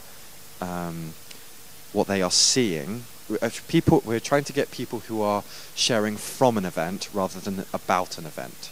So we're also not going to use terms like blast, because only journalists use that word. Real people don't. So we don't want to find information about it, we want to find information from it. So we're going to use Boolean searches, which are the search strings. We're also not going to necessarily trust how the social networks are filtering content, because it changes as well. Even if they tell us one thing, it might change and we won't get the update. So if we want to find video on Twitter, then we filter by video, will it just show natively uploaded videos from Twitter? Will it show YouTube links? We don't know, and it could change even if we do. So if we want to maybe look at cross postings from YouTube onto Twitter, which is much more searchable, let's just search for the shortened URL. youtu.be is how a shortened YouTube link displays. So if we put that in, we're going to get YouTube videos. We can create those lists, those search strings, and add them to TweetDeck, and so we don't have to replicate it every time. It can just sit there for the duration of the period that we need to find it. Now, how many of you have location turned on or off on your phones for posting social media? How many of you have it turned off? Oh, quite a lot. You're concerned about your privacy. How many of you have got it turned on? How many of you have no idea? There were some people who didn't raise their hands at all, so I'm guessing it's those people. Well, it doesn't really matter, because there's technology out there that can work out exactly where you are that's being used. So this is something called Banjo. It's incredibly blurry because I refused to sign the non-disclosure agreement so that I could talk about what I know about it. But you can see that it's plotting you on a map. It plots things on a map. This is a map. And when something is geotagged, it will place it where it knows it is. But if you have something in the background that is identifiable, the AI layer will work out what's in the background, work out where that is, and plot you on the map as well. So it doesn't matter for those of you who have turned off your location for privacy issues. Everyone knows where you are anyway. And apparently Google, I think recently Google said that they can even if you're in a room now, any room anywhere, Google can work out where you are because it's got enough photos of most rooms that people share, that people back up to Google. So, it doesn't really matter. There are other tools out there that just use the geotagged information. This is again Samdesk. This is Geophedia. This is not so good for journalists anymore because they had some of their access taken away at some point because they did some naughty things, allegedly. There are also paid tools for kind of crunching those search terms together. So I mentioned on those big election projects we're doing, some of those like huge numbers of those huge lists of words, we can't create strings for all of them. With something like Kristoffer, they have their own ontology, so that you put in what you know, it will find out all the connecting words, and then anytime there are combinations of these words that indicate a newsworthy event, it will display it for you. You also may be aware of Data Miner that uses kind of triangulation to find that Bin Laden tweet. The guy that was tweeting the capture of Bin Laden, there are helicopters flying overhead, and people didn't realize that until the next day. They are trying to find that through the access to Twitter that they've got. They just work with Twitter. The Facebook signal is also something you should be aware of in terms of search and discovery, although I don't know how much longer it's going to be around because of CrowdTangle. The advantage of Facebook signal is that lots of people don't realize that if you do Facebook search natively, the results being returned to you are based on your personal algorithm. If you want to search outside of the algorithm, then you have to use something like Facebook Signal. You can also see the trends across Facebook which are outside of the algorithm that is being applied to you. And Google Trends, especially talking to an audience that attends an event like this, if you have not dived into Google Trends, if you don't know what it is, then I think there are so many stories in there that can be found that are really not being utilized. For those of you who may never have heard of it, a good example, I'm only going to mention it once because it's too painful, is the day after Brexit, the top search term in the UK was "What is Brexit?" But we at least found that out in an interesting way. Also, we can't use tools like Google Translate to translate place names because it doesn't work. It just translates it literally. So I don't use Wikipedia for that many things in my daily work, but it's really good for place names. And if you look at if you find the English page for it, it will have the Arabic name next to it or whatever, wherever it is. I recently used this in Moscow when there was a bomb at a bus station. And there was obviously a Wikipedia page for that bus station or bus stop, and so I was able to get the Russian spelling and alphabet spelling for it to put it into search. And since I'm sure there's going to be kind of talking about automation, in terms of consolidating windows and consolidating the amount of alerts that you get or places that you can put this, you can now link up like advanced Twitter search to Slack using if this then that. So if you've got something that's not going to show up that many results, but when it does it's going to be important to you, link it up to the Slack bot and it will post it into a channel to tell you that there's a new result for that search. I gave a talk to students the other day, and I was asking about Snapchat, and I was saying, now we can now finally change search on it because of the changes, and they were like, yeah, but those changes mean no one uses it anymore. No one is using Snapchat. But for the people that are hanging on, particularly in Norway, you can search for it within the app now by just pinching the camera, and it produces this nice little heat map. And this is an example of how it was used during a car drove into cyclists in New York, and journalists were using the heat map to identify it. It's quite hard to verify. I tried to use the desktop version in London, looked at a heat map to see what was going on around this area of London, and I came up with this. So it's a bit hit and miss, but yeah. I've just got a quick question for my mum. What time do I need to finish? 12:10. Okay. Okay, so I'm going to skip past this for now, and if I've got time I'll come back to it. In the newsroom, search and discovery, you need to establish the quickest way to communicate what you're finding in order to put it through the verification process. Again, if you find something, you can't sit on it. It needs to be processed quickly. You also need to be able to establish ways of integrating what you're finding on social media from internal tips within your organization. Those tools like data miner use triangulation across social media. You can triangulate with your own sources and with social sources in order to find things out.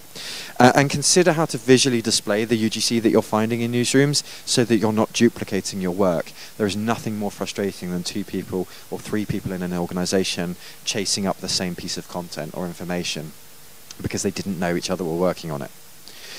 So we're now going to focus on the verification part, but I wanted to. It's important that we go through that because it's where we need to start our verification. This is an eagle picking up a baby. There's the eagle. There it is picking up the baby, dropping the baby.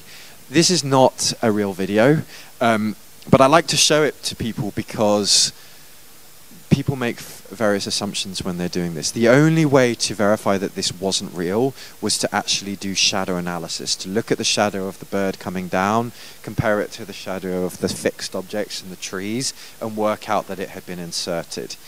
But also some people might say, well, of course that's not going to happen. Of course that would be fake, as if an eagle is going to really pick up a baby.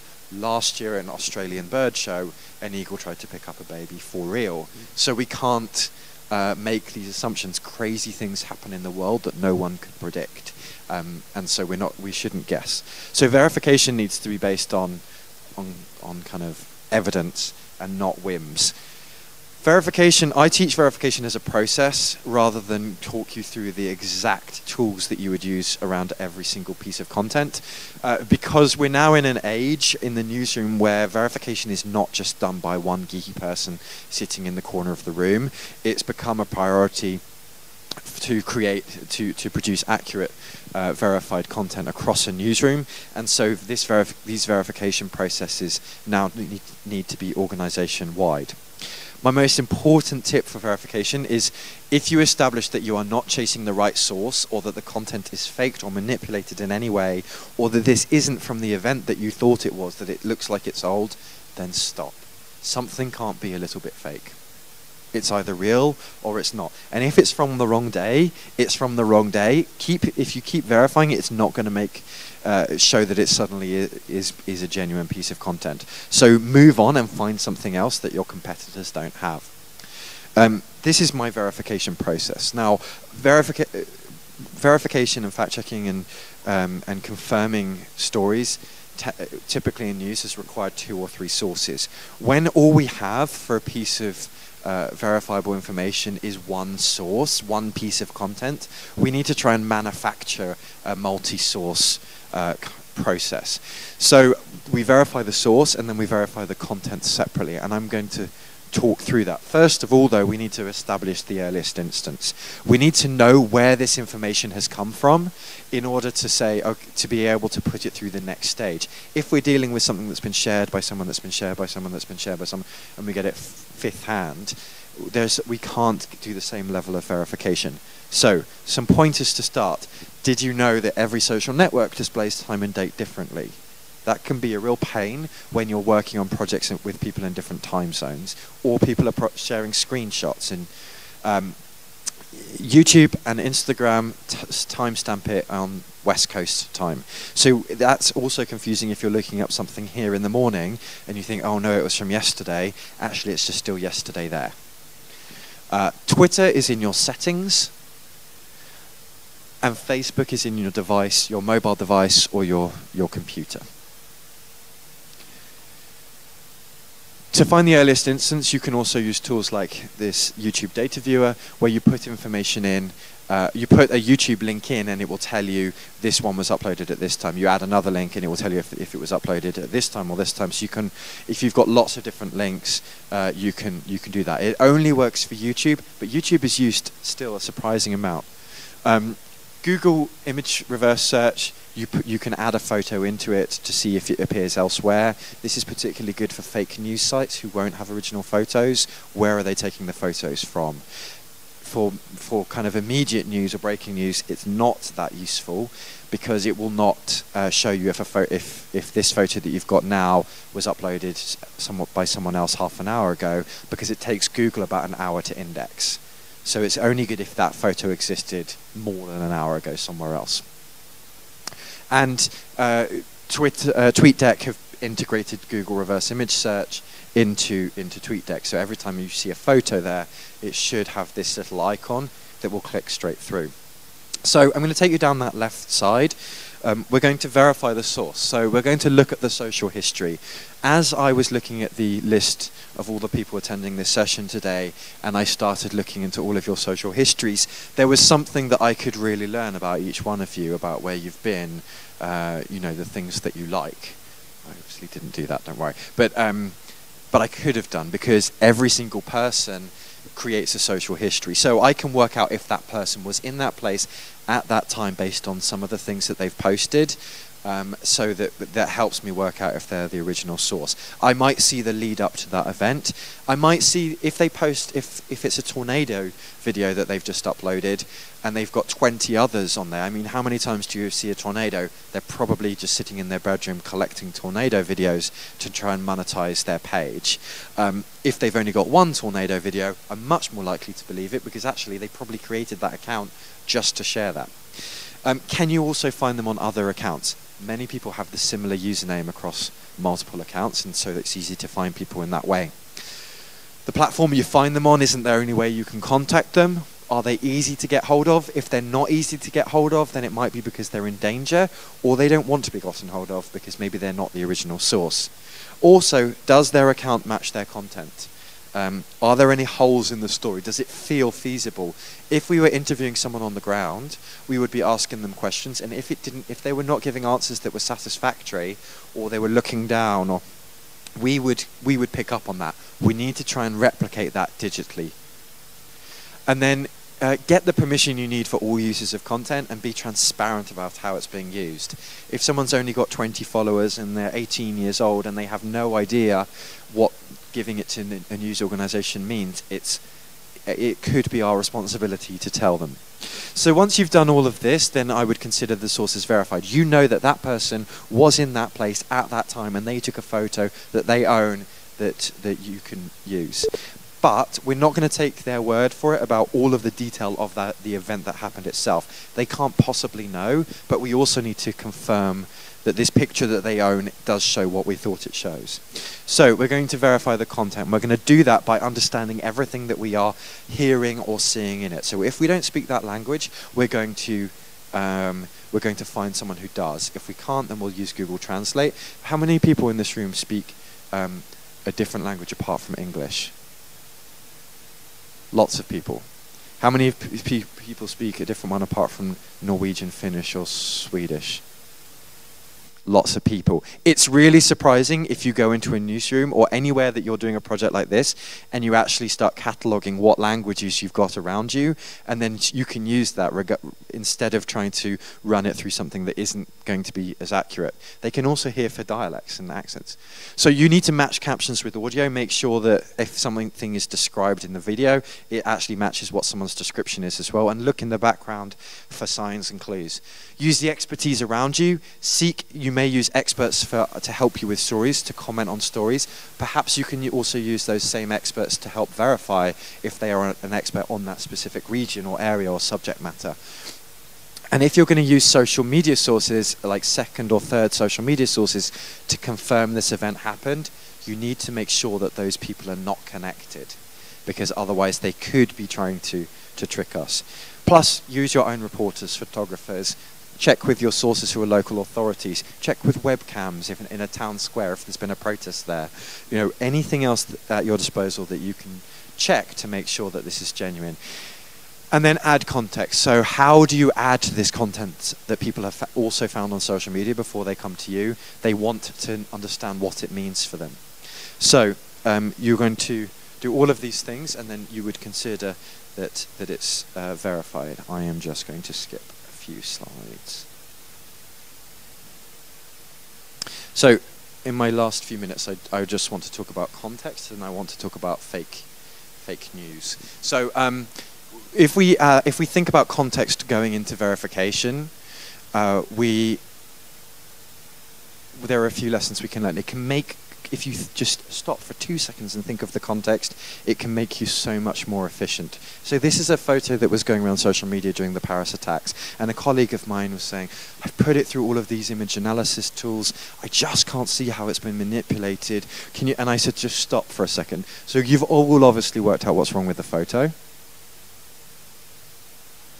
What's wrong with the photo?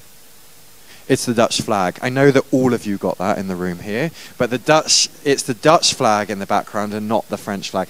And that is the context that we need when this photo appeared with, 5-10 minutes later. Actually, if someone was going to manipulate this, they would not pick something as complex to manipulate as that. Her face is in a different position, the caption's different, their hands are in different places. The most logical explanation is that it was breaking news and someone in the graphics department found the flag, which is exactly the same colors, and put it up, and then 5 minutes later took it down and replaced it. And even if someone had manipulated, they couldn't have done it in the 5 minutes it took for this to emerge. So that's the context there. Someone made a mistake.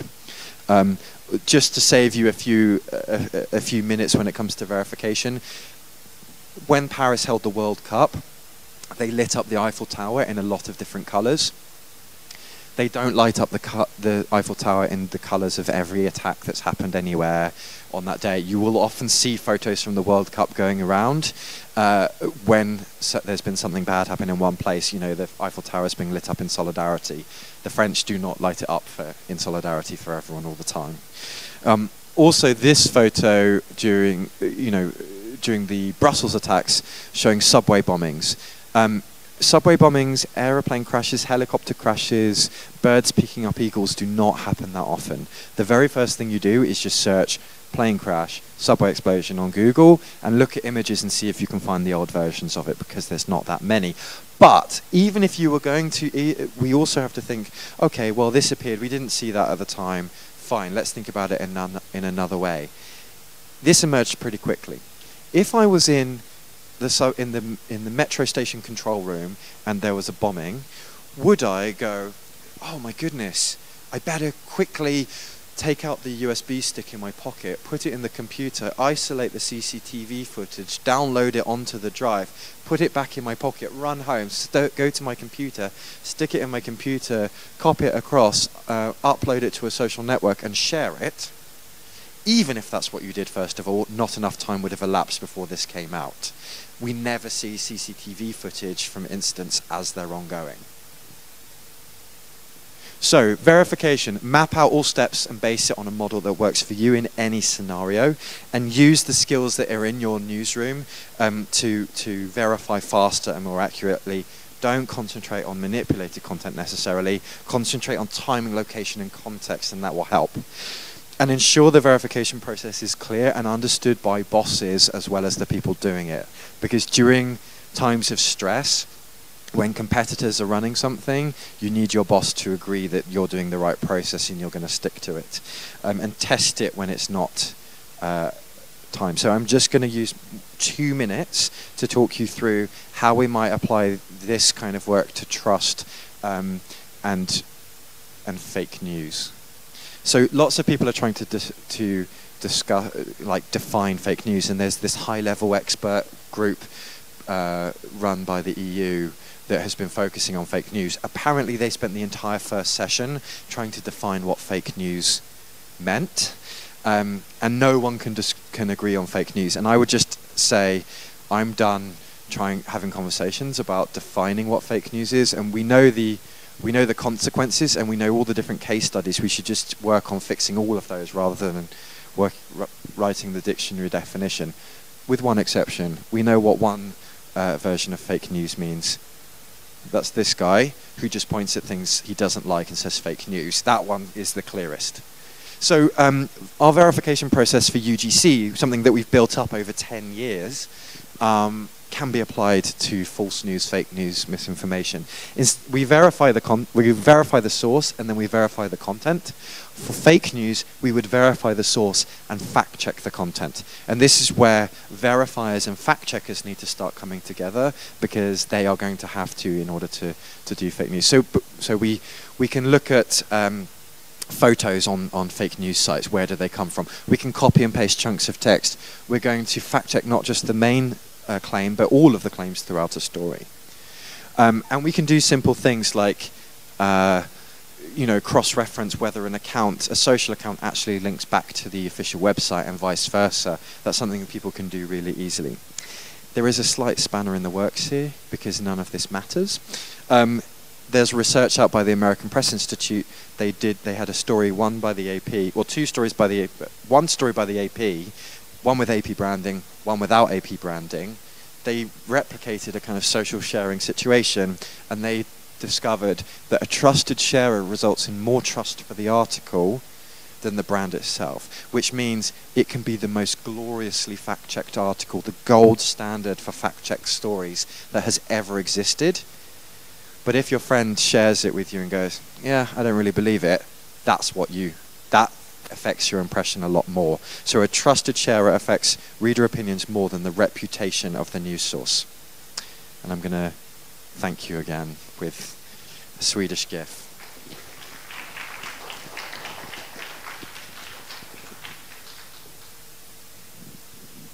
And do we have any questions? And you need to say them in the microphone, so just put your hand up.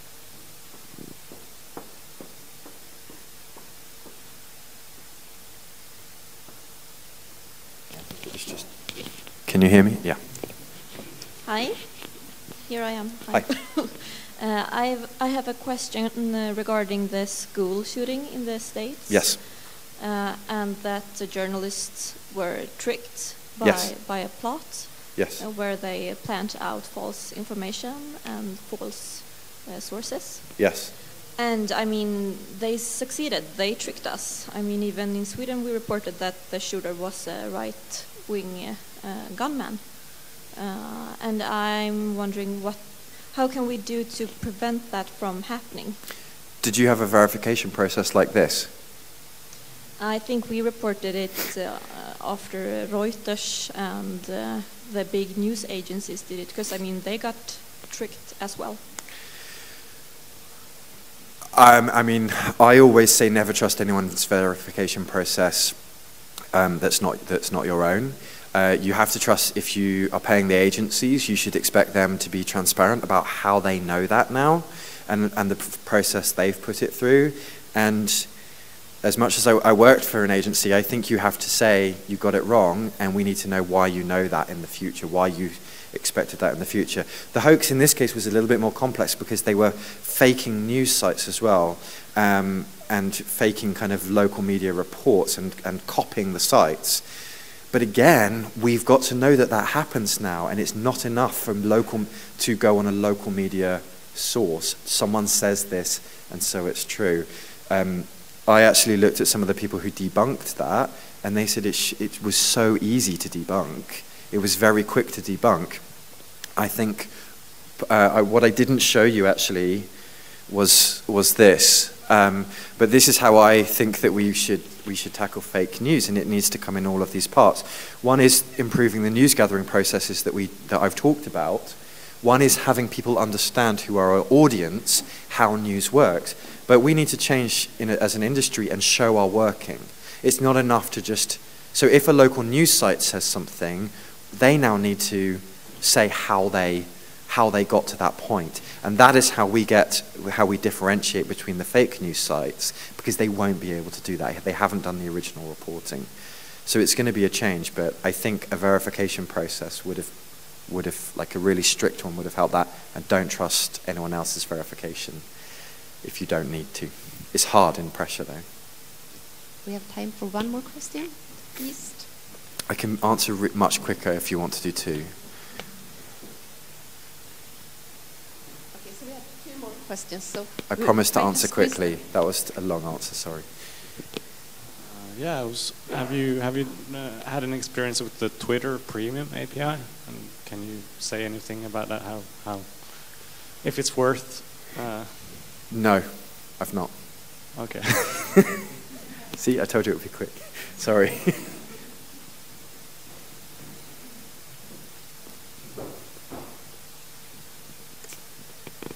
So verification is potentially a very time-consuming process. Yeah. Do you think that we should and can automate that process? And to what extent? I don't think you can automate the workflows, and you can speed it up by kind of applying an automated approach to that process. In terms of actually looking at content, you can't. I would say that's a reason why journalists still need to be employed, which is a good thing. I've not seen anything that can verify to the same standard as a human yet. It does take time. We have to do it. There's no alternative to reporting correctly. That's what we do. Maybe one more short. Sorry, I was too quick. So, okay. Yeah, being in a time-consuming process, to which extent did you succeed in integrating this verifying process in the election land? I mean, you have 650 students. Yeah, and we didn't put out anything that we had to retract because everyone followed the same process, and we had people and everyone had to detail. They had to add the structured data. Once that verification had been done, so we knew where it was, when it was from, and how they knew that, and then someone checked that as well. And it was very difficult for anything to have slipped through. So it's about having everyone go through a process that everyone believes in and everyone understands, and having someone check it over. As long as you build that into a process, it doesn't have to take very long at all. It actually takes me longer to explain how to do verification.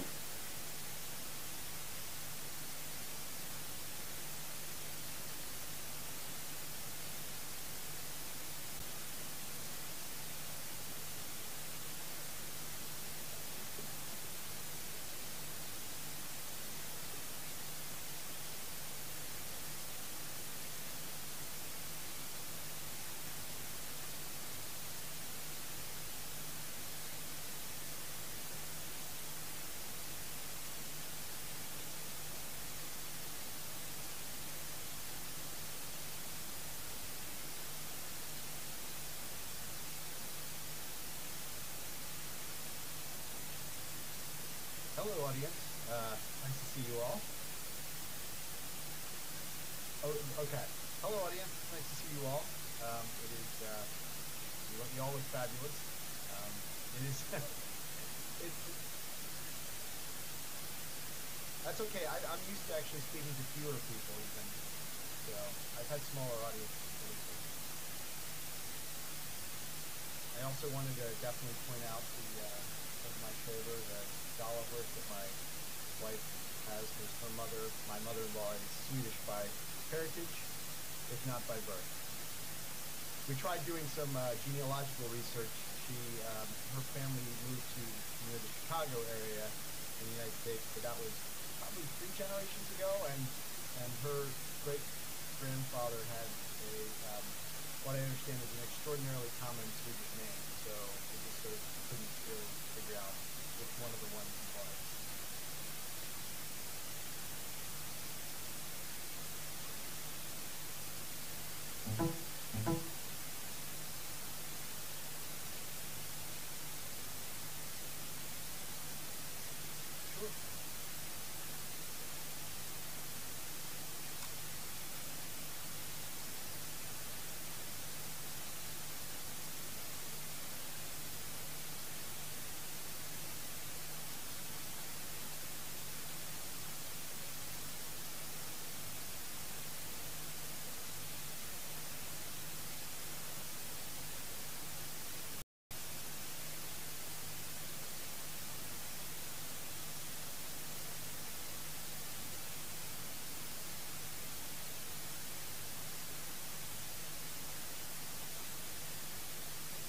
Okay. So we good to start? Excellent. So, good afternoon, everybody. It's morning here in the States, and I'm very sorry that I can't actually be with you in person as I intended, because which is almost entirely my fault, because I discovered that my passport, while valid, expires sooner than Sweden and other European countries like to permit travel. So I would have liked to have been there, but we'll do the best we can for now. I was asked to come and talk to you about elections and about the role of data journalism in elections.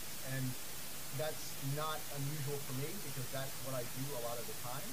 But it is a little bit not strange, but asking an American to come and talk to you about using data in elections, in coverage of elections, might be a little weird in the sense that I don't know if you've heard this, but we have some issues with our elections in the United States from time to time, and it's something that we work on.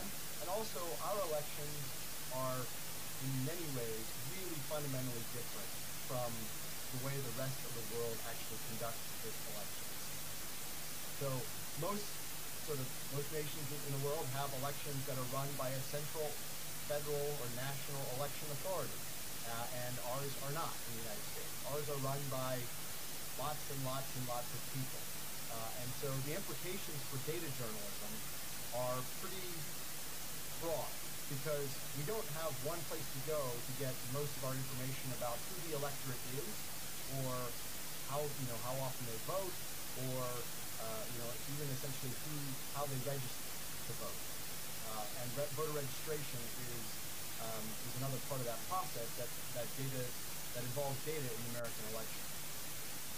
So I want to just sort of start off with a couple ways. First of all, I'm going to be sharing my screen a little bit here. Hopefully you'll be able to see it. You can give me a thumbs up or thumbs down when I do or don't, and things work or don't work. So, for example, that's me. I can bump it up a little bit if that is better. I closed out the ad on here on the other side because there was an ad for Icelandic air flights to Europe, which seems a little cruel to show that to me now. But at any rate, this is me. I'm a news app developer at ProPublica, which means that I help build websites that involve a lot of data, particularly around politics and elections. I used to work at some news organizations you might have heard of, New York Times, Washington Post, and of course Congressional Quarterly, which you probably haven't heard of, but that's the one that tells our national legislature essentially what they've done in the past week or so. And so that's how I kind of got hooked on elections and politics in the first place. I also run a project, or help run a project, called Open Elections, which in Sweden probably wouldn't be necessary. Probably wouldn't be necessary in many countries in the world.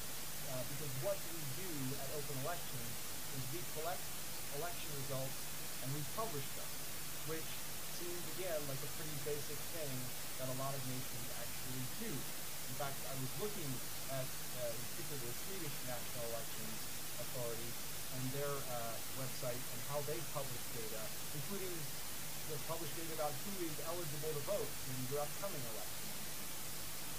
And that's a really useful service. It's just one that isn't really possible on a comprehensive basis in the United States, because each state handles its own elections. And I mean, when I say handles, they are in charge of registering voters, they are in charge of actually setting up the machines to vote, deciding where those locations are going to be, and how long voting locations are going to be open on election day. They're in charge of deciding whether or not to have early voting versus election day voting, or whether they vote by mail or vote in person. And so on our national elections in the United States, we don't necessarily hold one single election. We hold 50-plus state elections. And even within that, we hold hundreds of more like local elections at the same time, on the same day. And so working with the data involved with that is complex, because we have lots of different kinds of data from lots of different kinds of sources. But maybe if you've heard stuff about American elections lately, which most of you probably have, what you've probably heard about, or what you might have heard about, is claims of the integrity of the vote, or voter fraud, and things like that. And I want to begin by telling you about that time that I was investigated for voter fraud. And so this is a weird sort of thing, because it doesn't happen very often. It's extremely rare in the United States, and data can be used to help sort of shed a light on this, but it actually does happen. And here's why it happens. This is sort of to illustrate just how fractured the systems are for managing elections in the United States compared to other places. So I live in Maryland, which is a state just north of our capital in Washington. I used to live in Washington, and I used to vote in Washington. And when I moved from Washington, D.C. to Maryland, I had to re-register to vote. In other words, I couldn't carry my registration with me. I had to register as a voter in Maryland.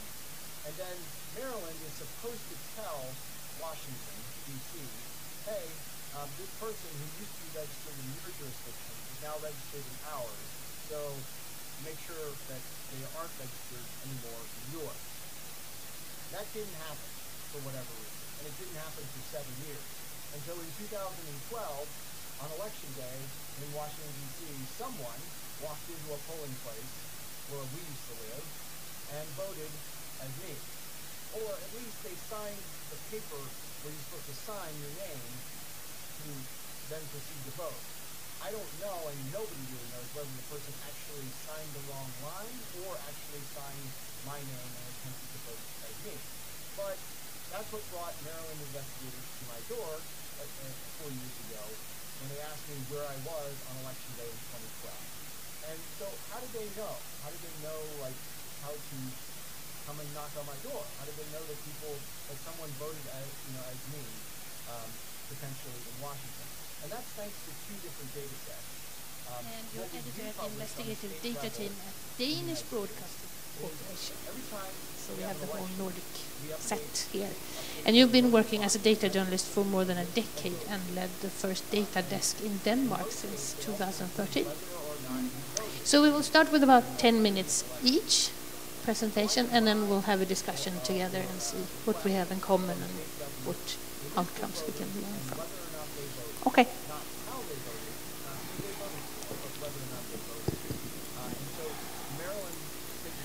Let's see. There we are. So, I'm going to talk a little bit about the experience I've had both at Swedish Television but also at The Guardian. And I've chosen, I could have many points in this, but I've chosen 4 points that I find, especially when we established the team at The Guardian, that was really crucial for us to be successful. And I'm going to go through them a little bit, but I think that choosing your stories is a big point. Choose your first story so that you identify what you do and identify what you don't do, actually, because that is as equally. Because what we're dealing with here, and what's very important to say, is that we're dealing with working with something that nobody really knows what you do. You're working in a newsroom where nobody really understands what you do. So it's up to you to define what you do or don't do. So if we start with choosing your stories, the first big story that we did at the data team at The Guardian was actually a large story about property. So I think that you have to think about the subject matter. Property is a huge subject matter in England and the UK, and also think about how you present it. So in this case, I found this huge data set. It's about 1 million records a year, and we had about 19 years of data of sales of flats and houses in England and Wales. We don't know who bought or sold the flats, but we know the price and we know where they were. So we know the addresses, as you can see here. And we were then also collaborating with our development and visuals team so that we could build a visual story. And even though my group was dedicated to do analytic data journalism, we often collaborated with the visuals team, and this is one of them. So we could do this story about unaffordable country, as it was called, where it was possible with you could enter your salary, your yearly salary, and then the map would show you where you were able to buy your house, basically. And it will go down locally and look at it on a local point of view. Another thing, yes, and the important thing is that it became a visual story, but it also had, of course, it became articles as well.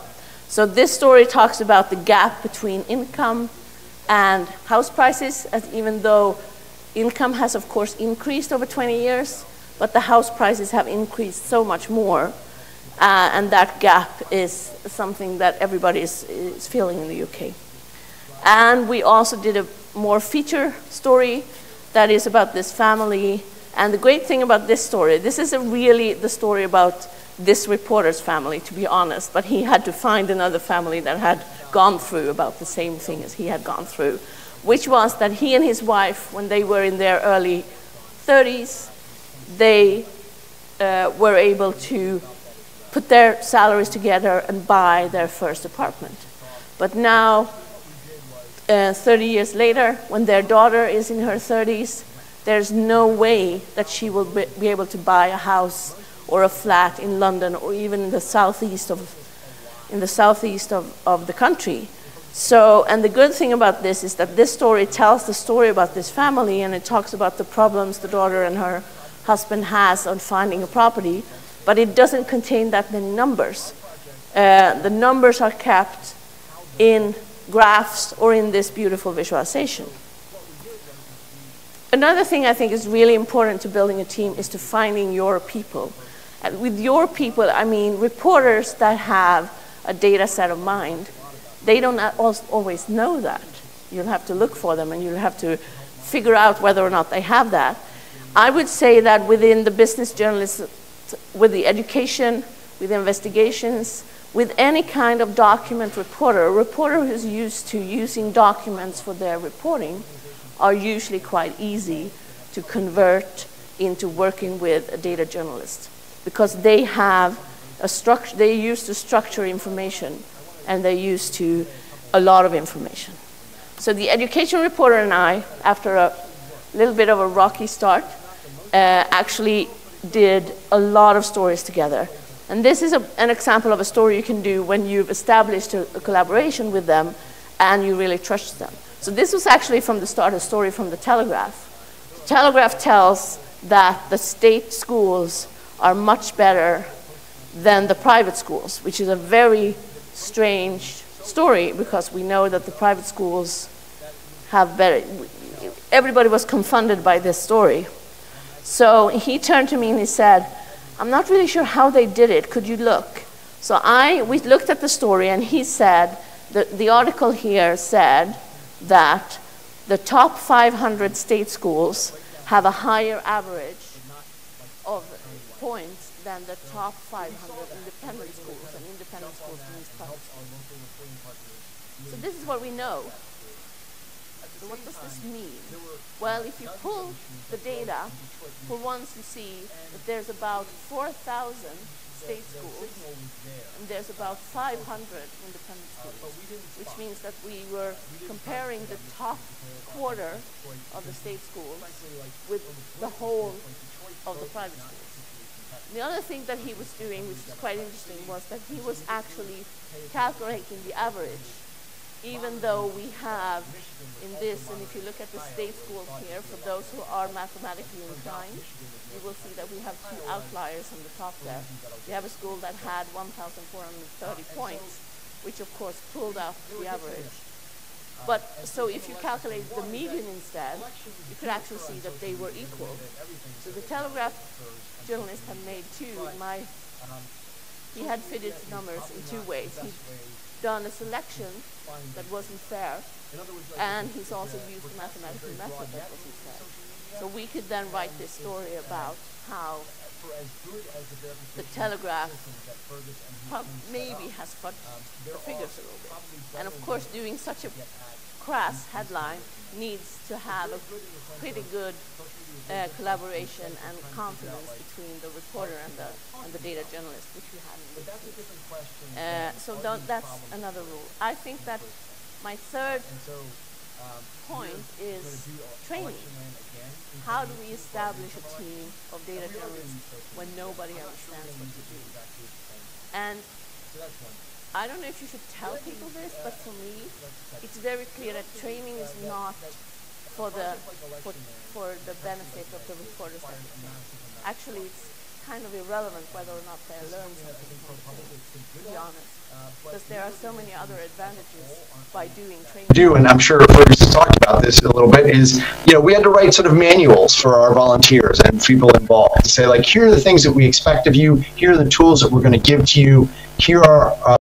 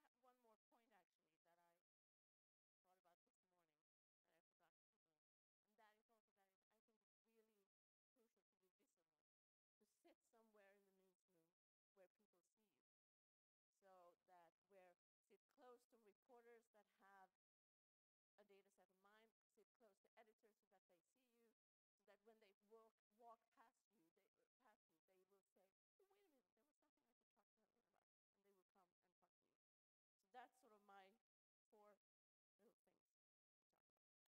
There we go. I think that's Yeah, great. I was a bit unsure what to talk about, but then I decided to just be a bit out of the comfort zone because changing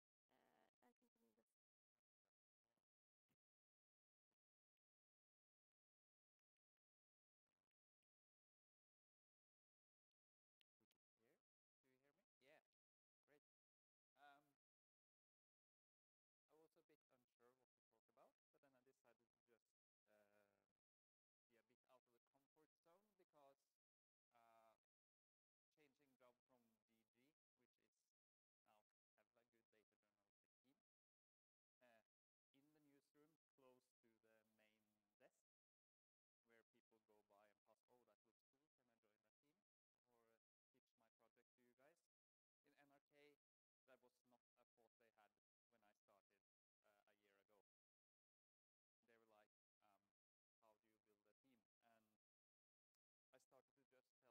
from VG, which is now have a good data journalistic team, in the newsroom close to the main desk, where people go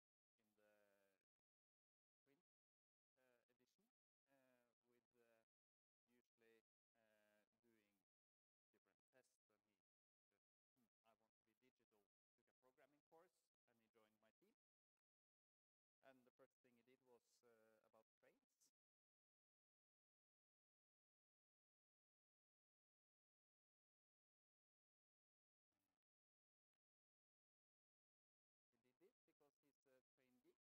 joined my team in VG as a journalist. He was working with in the print edition with usually doing different tests, and he just, I want to be digital, took a programming course, and he joined my team. And the first thing he did was about trains. He did this because he's a train geek. Every day, 273 trains are delayed in Norway or cancelled. And it's quite a regular article with some visuals. And this came because he gets a magazine each month, which tells something about delays. And Norges Statsbaner, which runs the trains in Norway, they said that 90% of the train is on time. We were looking at each other, and he said, that's not right because you're delayed to work every day. It can't be correct. And he was right, and then he asked for the data set. And well, the Norwegian railway company said that, no, you're not getting that data set. And that's just a red herring. But then they asked the guys who are maintaining the railroad, because they are always getting punished by the railway company that they are delayed because of the maintenance. And they said, sure, here's an Excel sheet. Within 1 day, we had all the delays. And it proved that the Norwegian railway company was cheating about because if a train was less than 4 minutes delayed, they didn't count it as a delay. In Japan, if you're 20 seconds late to the station, it counts as a delay. Same in Switzerland. And also, if the train was cancelled for some reason, they just put it out of the statistics because a delayed train is a cancelled train is not delayed. And that was 2016. And then, shortly after I left, they had this project. Same guys, same team. When they looked at bridges in Norway, because we have a lot of roads in Norway, and there is a lot of holes in that roads, which we write about. There is a lot of tunnels, which we write about. Then we also have bridges, and a lot of them. One of the guys on the same team, he's a bridge engineer and a designer. And he said was, well, the bridges are in poor state. We should look into that. Øyvind Engan, the train guy, said, well, I have done this talking with and getting public data about bridges before. Let's get the data set once more. And they went out, started to look at bridges, and this is 1 year old just working with presentation of journalism.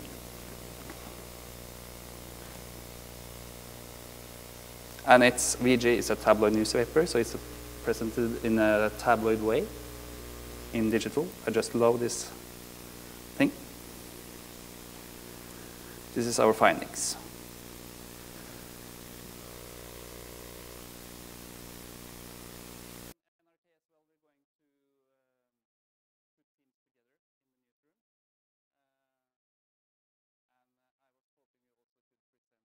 You really have to go out and find sources of information that will help accomplish that. And I think part of the uncomfortable part of this for a lot of journalists is that we don't know how to do that really well in some respects, right? We're not great at finding, at finding data. We're not great at identifying which data would help us to a great extent. So, like, the last critique I often get is we shouldn't do election forecasting because it could potentially affect the outcome of the election. Has anyone heard that one as well? Like, basically, if you tell people, hey, so-and-so has a 80% chance of winning, they're either going to vote or not vote based on that information.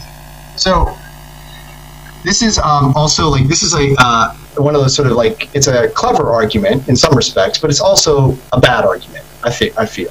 And here's why it's a bad argument. Because if you take that argument to its logical conclusion, we should just not cover elections because that is the purest way, that's the best way we can guarantee that we don't actually put a hand on the scale and impact the election in any way.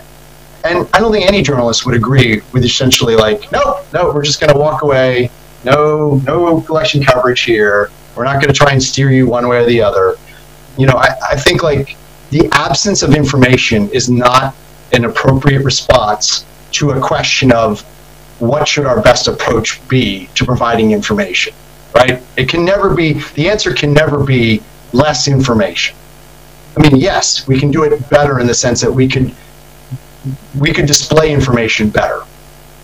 There are, the New York Times has this, has anyone seen the uncertainty needle, right? So like, I have a lot of friends who get like really upset whenever they see that needle, or even when they don't see it, but they know it exists. And so like, maybe that needle's not the greatest thing the Times ever came up with. Like personally, it doesn't bother me, but like, I think what it shows is that we're not great yet at sort of displaying visual uncertainty, or making readers and viewers understand what uncertainty really means. And that's okay, because we didn't have to do that for a long time. We didn't do that for a long time. But uncertainty exists, right? Like, uncertainty is a thing in the world. Like, if you had asked me 2 days ago if I was going in Sweden this afternoon, I would have told you that there was a very high probability that I would be in Stockholm. And look where I am, right? Like, so like, this is a thing. Uncertainty happens. We have to be better about communicating that it exists, that it is a factor, that sometimes things that are not likely, that people perceive as unlikely, do happen, and that's not a failure of the system. That is the system. And so I think like there are ways that we can improve our methods about that, but one of the ways to improve it is not to give up on it. 10 years is a incredibly short time for us to be experimenting with how we communicate election forecasting. And to me, like, it's not a great idea to sort of say, well, we can just scrap it and do something else. Because I don't know what that thing would be. I don't know what we would replace it with. And so I tend to, that's where I come down on the forecasting issue. Selfishly, as a data person, I also like forecasting because it just means that I'll have more data about stuff, right? I like data. I like having data. And so if you're going to do a reasonable, robust forecast, you're going to have a lot of data. And so that's good, for my purposes at least. Lastly, I want to talk a little bit about sort of the nature of like what election data actually is, because I've been working with election data for a long time, and essentially election data is people at its heart. The same way that crime data is people in a sense, because like it involves, as I was saying before, behavior. It involves like this idea of people acting on a motivation and doing something and making a choice or not making it, or refusing to choose. And that reflects like the environment that they're in. It reflects sort of the political conditions. It reflects, the weather. It reflects all kinds of different things. And so the more that we know about elections and about how elections are run and what happens on elections, the more that we know about each other, the more that we know about sort of what our differences are, what our problems are, what our issues are. And so over the past couple years, I've become aware of a whole range of election data that I was never even remotely aware of before. And again, some of this may or may not, a lot of this may not pertain to other countries, but I just want to share a couple of examples. So in states like Florida, which you also may have heard, Florida occasionally has issues with running elections. So counties in Florida are required to report to the state after the election, hey, here's how it went. So here's like the general election report from Palm Beach County, where I used to live and work, from 2016. And so they will tell you, here are all the machines that we had, the number of polling locations. Here are the machines that were removed from service. So like they had, in early voting, 128 of these scanners, 7 of them were removed and replaced by 7 others. And again, like that's like a feature, like that's a common feature. Machines break on election day in the United States, at least. And so like knowing that, admitting that, like helps, like if you know that as a journalist, that will inform sort of how you report on that. You could, if you didn't know this, you'd be like, oh my God, machines breaking, things are in chaos. It's like, well, maybe. But honestly, these things happen almost all the time. And so then it asks like, okay, so then the number of malfunctions in types of equipment. So which equipment malfunctions? And yes, we still do have modems and phone lines involved in some respects. But it'll say like, hey, we had to replace the hard drive, basically the memory. We had to replace the some piece of equipment. And then it'll actually say like, hey, do the poll workers, did they make a mistake? Yeah, some poll workers provided incorrect ballots to some voters, which is a problem, but like they need to know about that. Did you have any sort of, number of times when procedures were violated? 32 times on election day in Palm Beach County, poll workers violated election procedures. That's not great. On the other hand, Palm Beach County is like 1 million people. So like, it's not like systemic, right? And so this is the kind of information that that reporters need to know to evaluate how the election went. And then they'll give you a checklist of like sort of like specific things that went wrong. So in the United States, we have an area where beyond which you can't hand somebody like political literature at the polling place. Yeah, there's like a buffer zone. And so that was violated in Palm Beach County because things happen. My favorite one, which isn't checked here, is that, I hope you can see this, there's a box for fleeing voter, which I'm not really 100% sure what that actually means. I think it's when like somebody gets a ballot and then walks out of the polling place without having voted. But I've seen a couple of counties in Florida where this box is checked. And my response as a journalist is, I would like to talk to those people. Because what is that about, right? So like there are ways to kind of, the things that you learn, this whole raft of administrative data has really helped like make me a better journalist when it comes to elections.